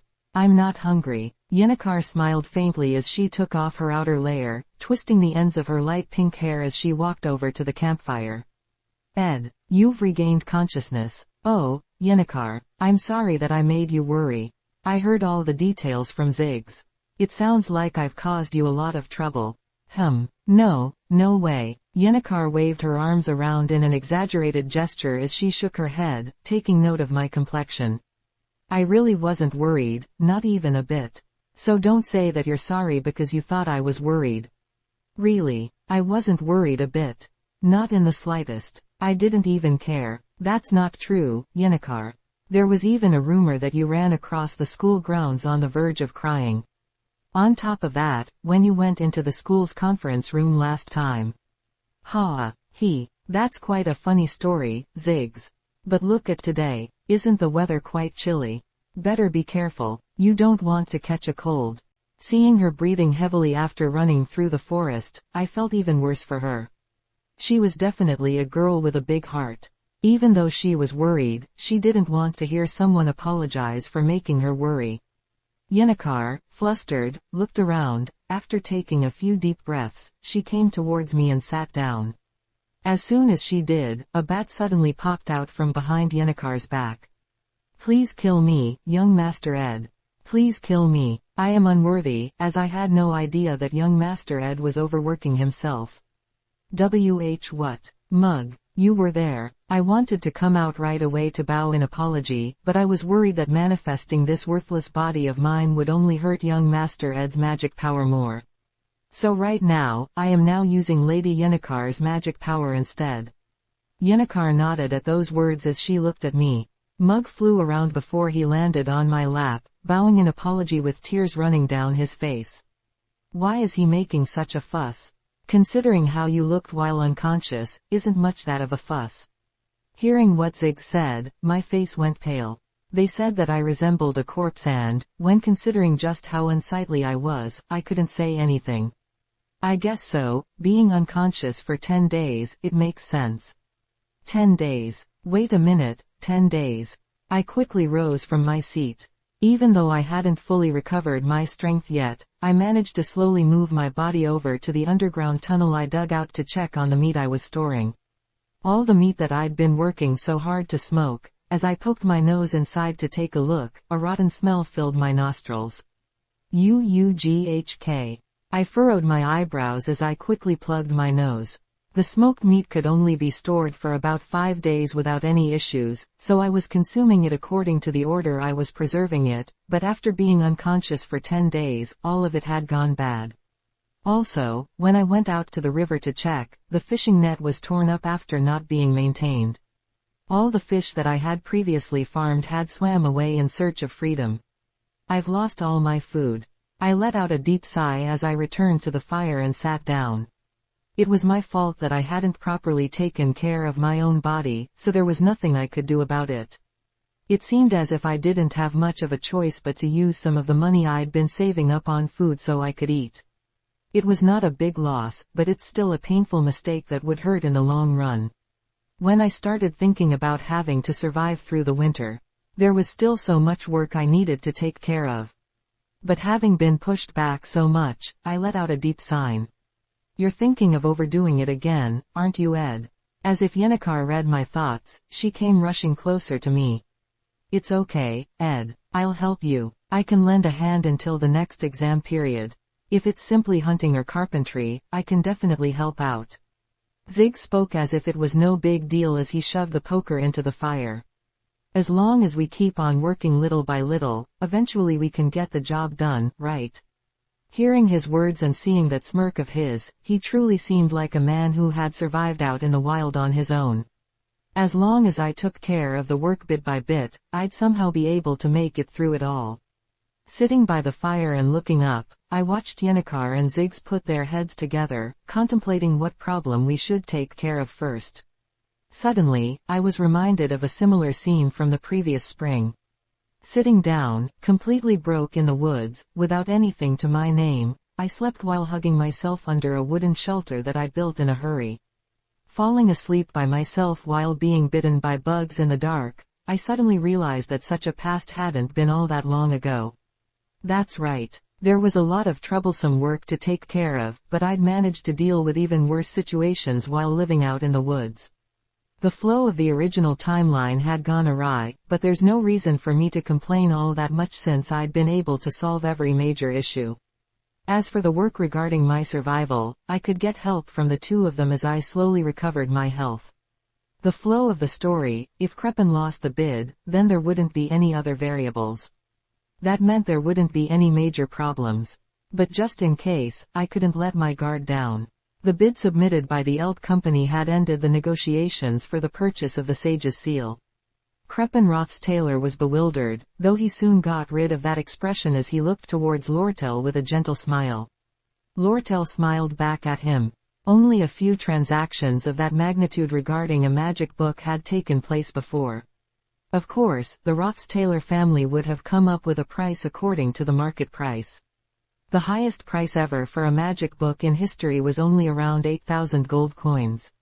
In other words, he thought that if the main goal of the Eld Company was to make a profit, they wouldn't submit a higher price than that.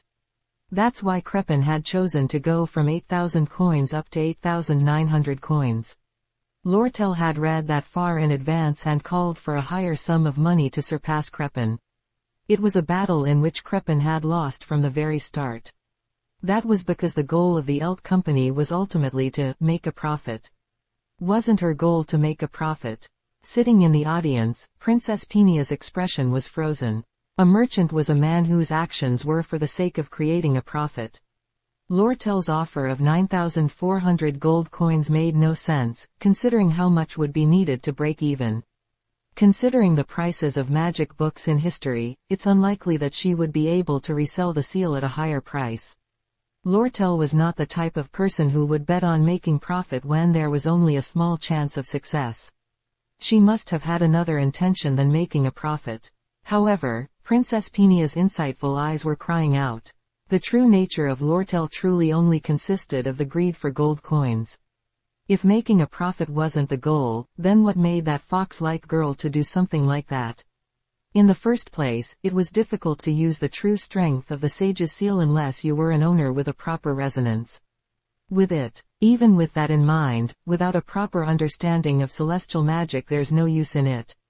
If it wasn't to take advantage of the seal's magical strength, and it wasn't for its academic value, and it wouldn't generate a profit. Why did Lortel go so far as to accept the bid for the seal, despite all those reasons against it? If you ruled out all those values, just why would she make a bid for the seal? Crepin had an unusual expression on his face. He politely greeted the audience as he left the meeting room with an awkward expression on his face. He didn't seem all that happy. Only then did Princess Pinia feel as if she had been struck by lightning. If you looked at the purpose of the sage's seal, ignoring all of its pre-existing value, the goal of owning it was to make sure Crepin Rothstaler was kept in check and not able to go ahead with his plans. That was the reason Princess Pinia was so concerned in the first place. Princess Pinia, only in this instance are we allies. The Rothstaler family, who are the public enemy, must be driven from Akan Island. That line from Lortel stung Princess Pinia's heart again. However, there was still one thing that was strange. Lortel had tried to prevent Crepin from being able to buy the seal at a lower price. However, if you ended up buying it at that high a price, what was the point of trying to keep Crepin in check? What if she didn't care about purchasing the seal in the first place? What if she was just trying to keep the seal out of his hands instead? There was no other explanation. Otherwise, someone like Lortel, who lived and died to make a profit, wouldn't have bought the seal at such a high price. With that being the case, a new question arose. Just why on earth was Lortel trying to keep Crepin in check? Princess Pinia knew the answer. Crepin was a seemingly dignified and benevolent duke, but he was actually a villain that hid his evil intentions. However, even with the authority and power that came from being a princess, she didn't have evidence to prove his sly innermost thoughts to the world. Crepin was so meticulous that he made sure to never leave a trail. Even with Lortel's power and influence as a merchant, she shouldn't have been able to find anything related to Crepin's innermost darkness. No matter how influential she might be, she couldn't dig up information on someone like him. Even if she were able to, there would be no reason for Lortel to step up and take action to stop Crepin's dark plans. That was because there would be no reason for her to confront such a powerful, influential person. What was needed was a sense of justice against wrongdoings. Or a sense of duty to punish the evil. Those things, that was too different from the type of person Lortel truly was. In other words, it wasn't Lortel's intention to stop Crepin. But Pinia blurted out her words in a stream of thought. If that was the case, then there was someone who had used or manipulated Lortel. Did it even make any sense for such a person to exist? As a merchant, she had a rare, exceptional talent, going as far as to be called the Golden Daughter, just who could control someone like her. Lortel was, to say the least, a person who tended to reign over the situation. She wasn't the type of person who liked to be under someone's thumb. Pinia had thought that she was like a wild wolf, unable to be tamed by anyone. Princess Pinia, you don't look so well. Are you uncomfortable? Pinia bowed her head down quietly in the corner of the conference room. She didn't bother to respond to Claire's words. There was someone that tried to stop the sage's seal from falling into Crepin's hands. If that proposition was established, then there needed to be a prerequisite. There had to be someone else that knew Crepin Rothstaler's dark nature.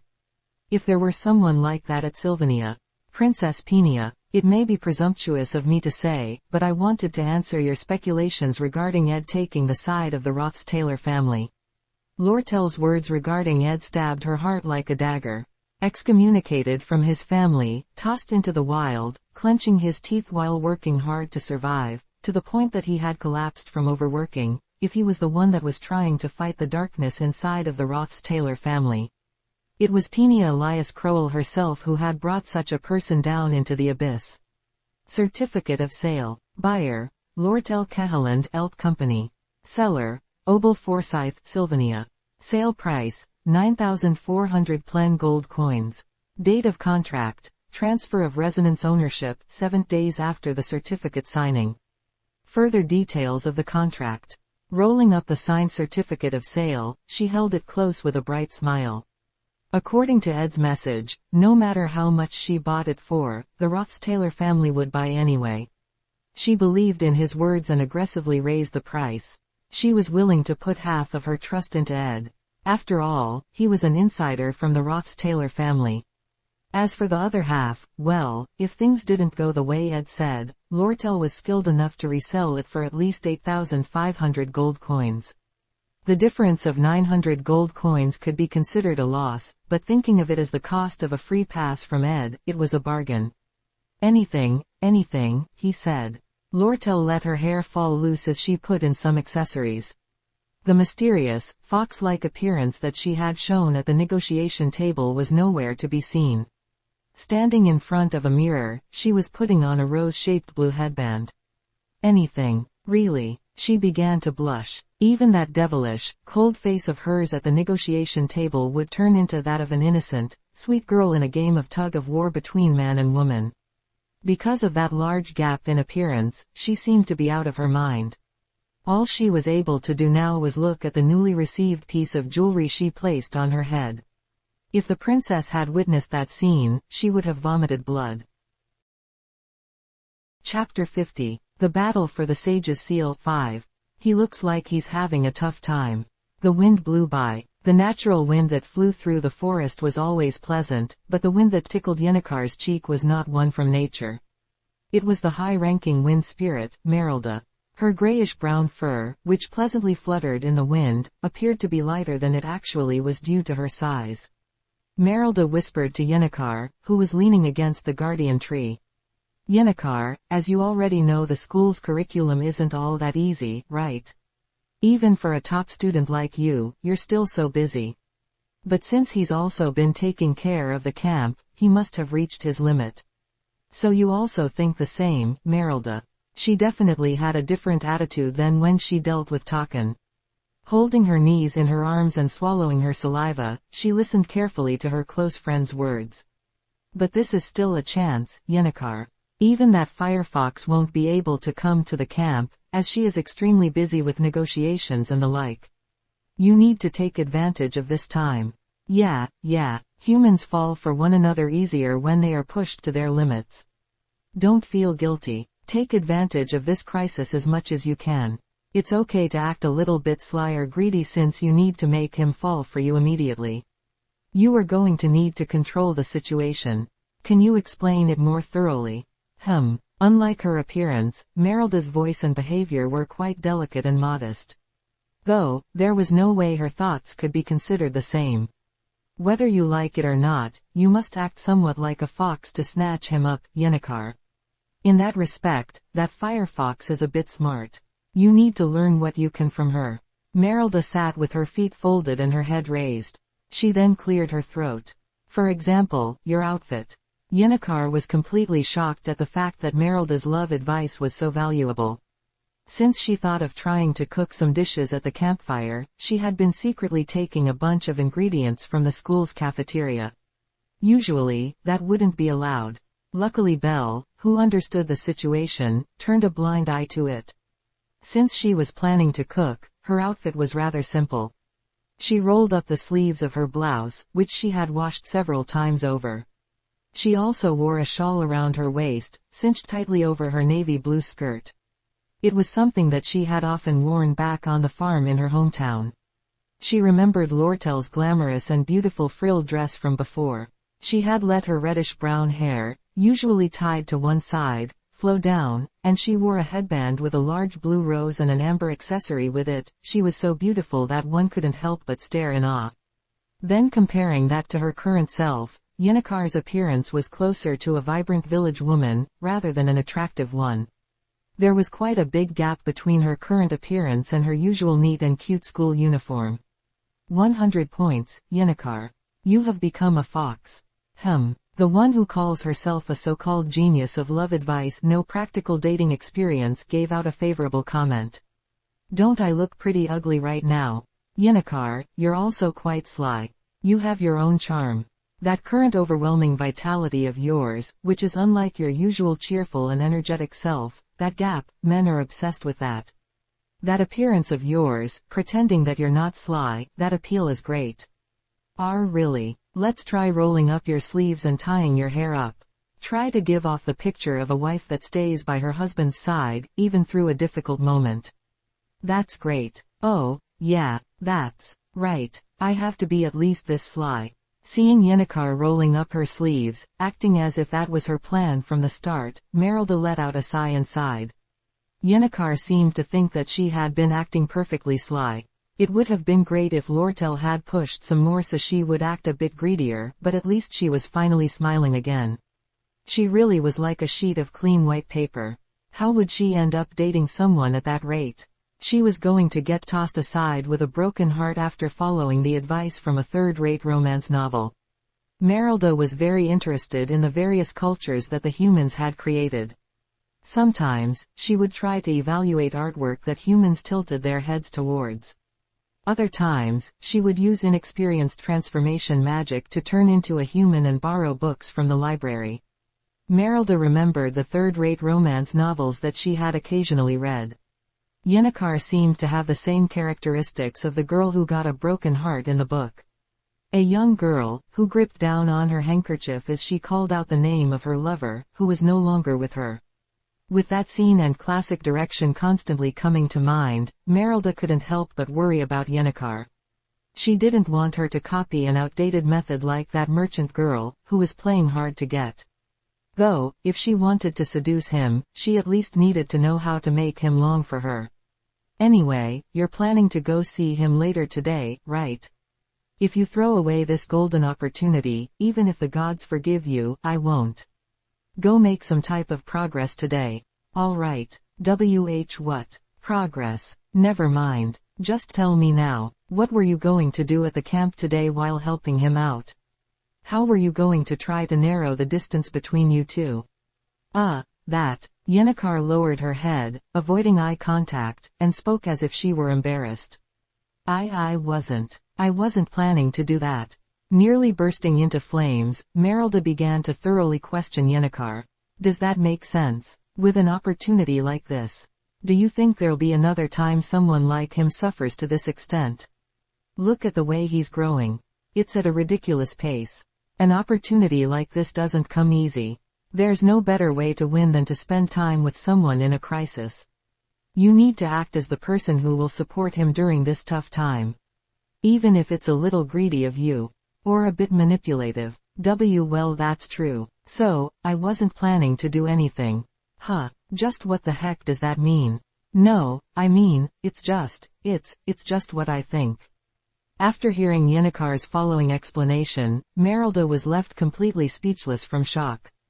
Afterwards, taking a moment to think, she started to think that it was just like Yennecar. Merylda nodded her head as she thought. Perhaps that could also act as a means of attack. Fine. It's very much like you, Yennecar. At that remark, Yennecar buried her head in embarrassment. Your nickname as the Golden Daughter will soon be a thing of the past once Eltie's dismissal becomes official. Lortel had no idea that Crepinroth's tailor would personally travel all the way to the sitting room at the company's Sylvania branch. His actions were so unexpected to Lortel that she was forced to prepare for his arrival as quickly as possible to sit down with him. To travel directly to the residence of a lowly merchant, who only knows of greed and how to count coins, I feel both honored and a bit worried at the same time. Perhaps my staff's attitude was disrespectful towards you in some way. It wasn't much. Crepin sat across the table as he brought the cup of tea to his mouth. Though the store prepared the best product they had, it was probably nothing more than plain water for someone like Crepin. Lortel slowly lowered her gaze as she sat opposite of him. She was counting every breath she took, doing her best to keep from choking on her own spit. Crepinroth's tailor was someone that you couldn't relax in front of. However, as his intentions were somewhat predictable, there was no reason for her to be overly nervous. I'll buy the Sage's seal from the Elt Company. The tone of his voice sounded as if it was already decided that the Elt Company would sell the seal. If you just tell me the amount that you were thinking of, I'll give you even more. In the first place, isn't that what you planned? The reason that the Elt Company had raised the price when buying the Sage's seal was because they were confident that Kreppenroth's tailor would buy it in the first place. That fact, it felt as if Kreppen already knew it. But, it's strange. Kreppen lowered his head as he spoke in a low voice. Did you know beforehand that I was going to spend so much to get my hands on the Sage's seal? As far as I know, the Elt Company wouldn't normally make such a risky investment like this. Perhaps, it's as if you've heard about my true intentions and feelings from someone else. Lortel didn't make the mistake of changing the pace of her breathing or stuttering over her words. However, Kreppen's statements themselves were cutting straight to the point. Do you have an informant that knows about what's going on within my family? Yes, something like that. Making up a ridiculous lie would only raise new suspicions. If she starts to act complacent here, Ed Roth's tailor would end up getting hurt. There's nothing strange about a businessman using an informant to make a profit. As Kreppen's own actions led him to making a mistake, he wouldn't be hostile towards the Elt Company. However, he would never let the inside trader get away freely. No matter how benevolent Duke Kreppen might be, he would still harm Ed, who has been selling away the family affairs after being excommunicated. However, as they are located far away, it's a bit difficult to communicate with them. Also, as they are someone with a rather higher status, the amount of money they have asked for is rather large.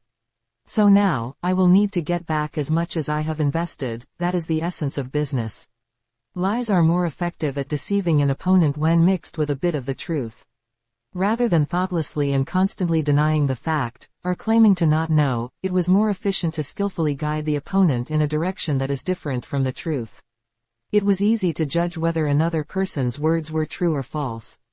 However, the act of clearly dividing the line between truth and lie, no matter how much intuition you might be born with, it was not an easy task. Lortel was a negotiator who knew how to use that fact effectively. So, how much will you charge? 12,000 gold coins. Good. Once you receive the seal from the school, I'll buy it immediately. There was no reason to bicker over negotiations any further. On the surface, it was a very straightforward deal. The Elt Company had officially won the bid for the seal from the school, so once the transfer of possession was complete, they would have the right to resell it. Until then, all they could do was wait. There was one more thing I wanted to say. I'll get a headache if things get any more complicated, so I'll let you know in advance. Oh my, what is it? It's about your father, Elt Cahaland. As he has already been demoted, he's none of my concern any longer. However, if it starts to get in the way of my business, it'll only be my loss. That's why I will tell you this in advance. Kreppen lowered the cup of tea as he continued to speak in a low voice.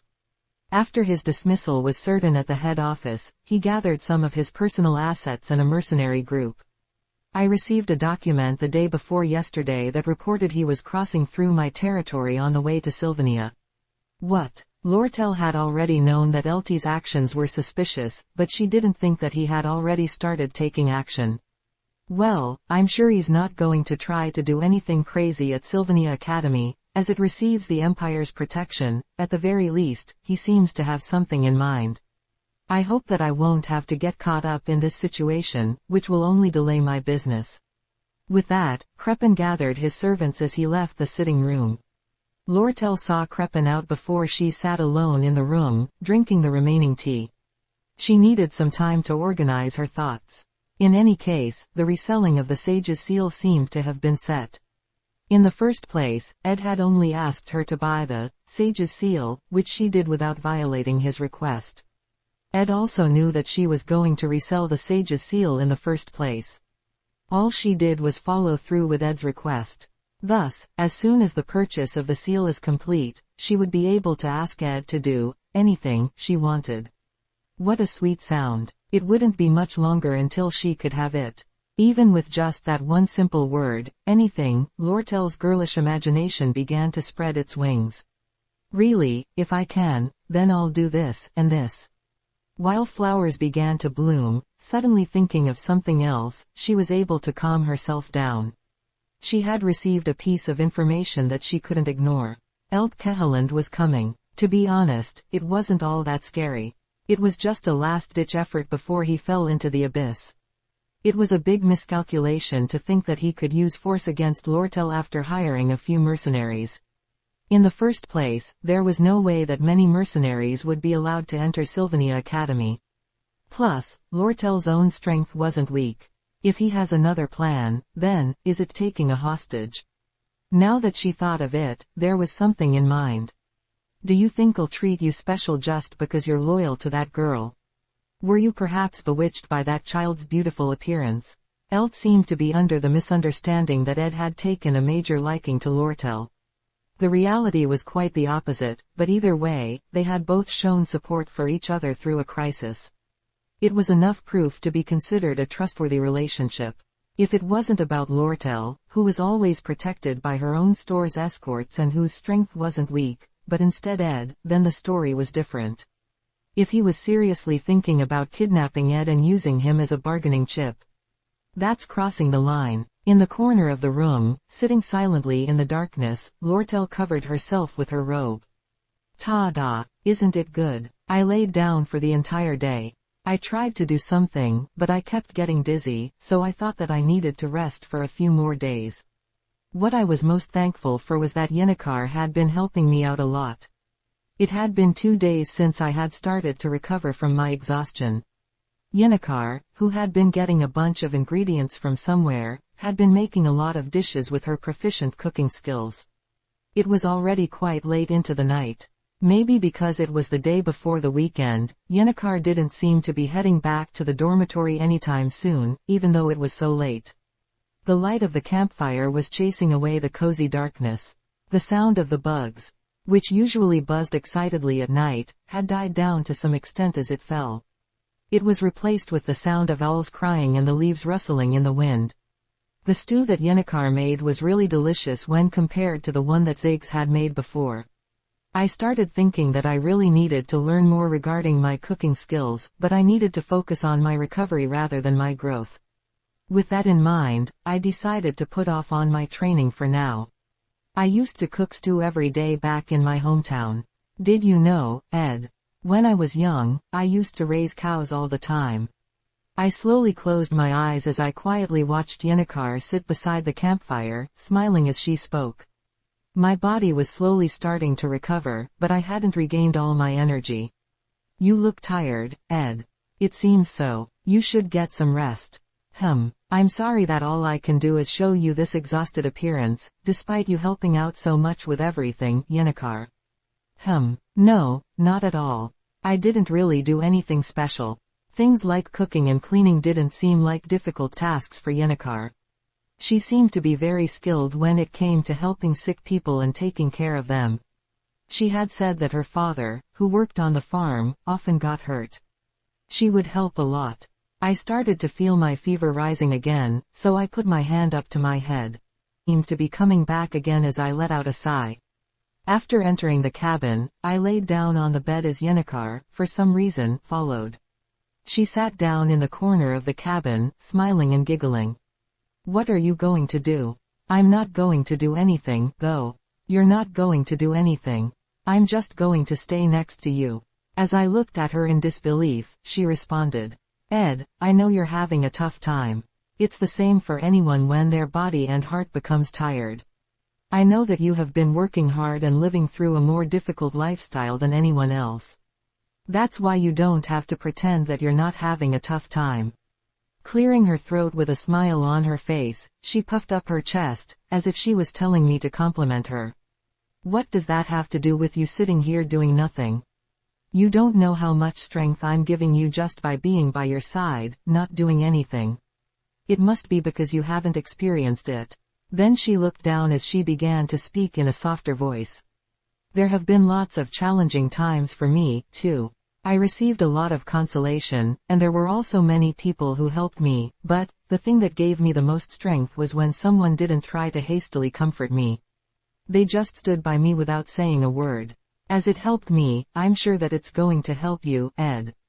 Just try dealing with it. After saying that, Yennecar came up near the bed I was lying in. She leaned back against the bed frame as she calmly sat down.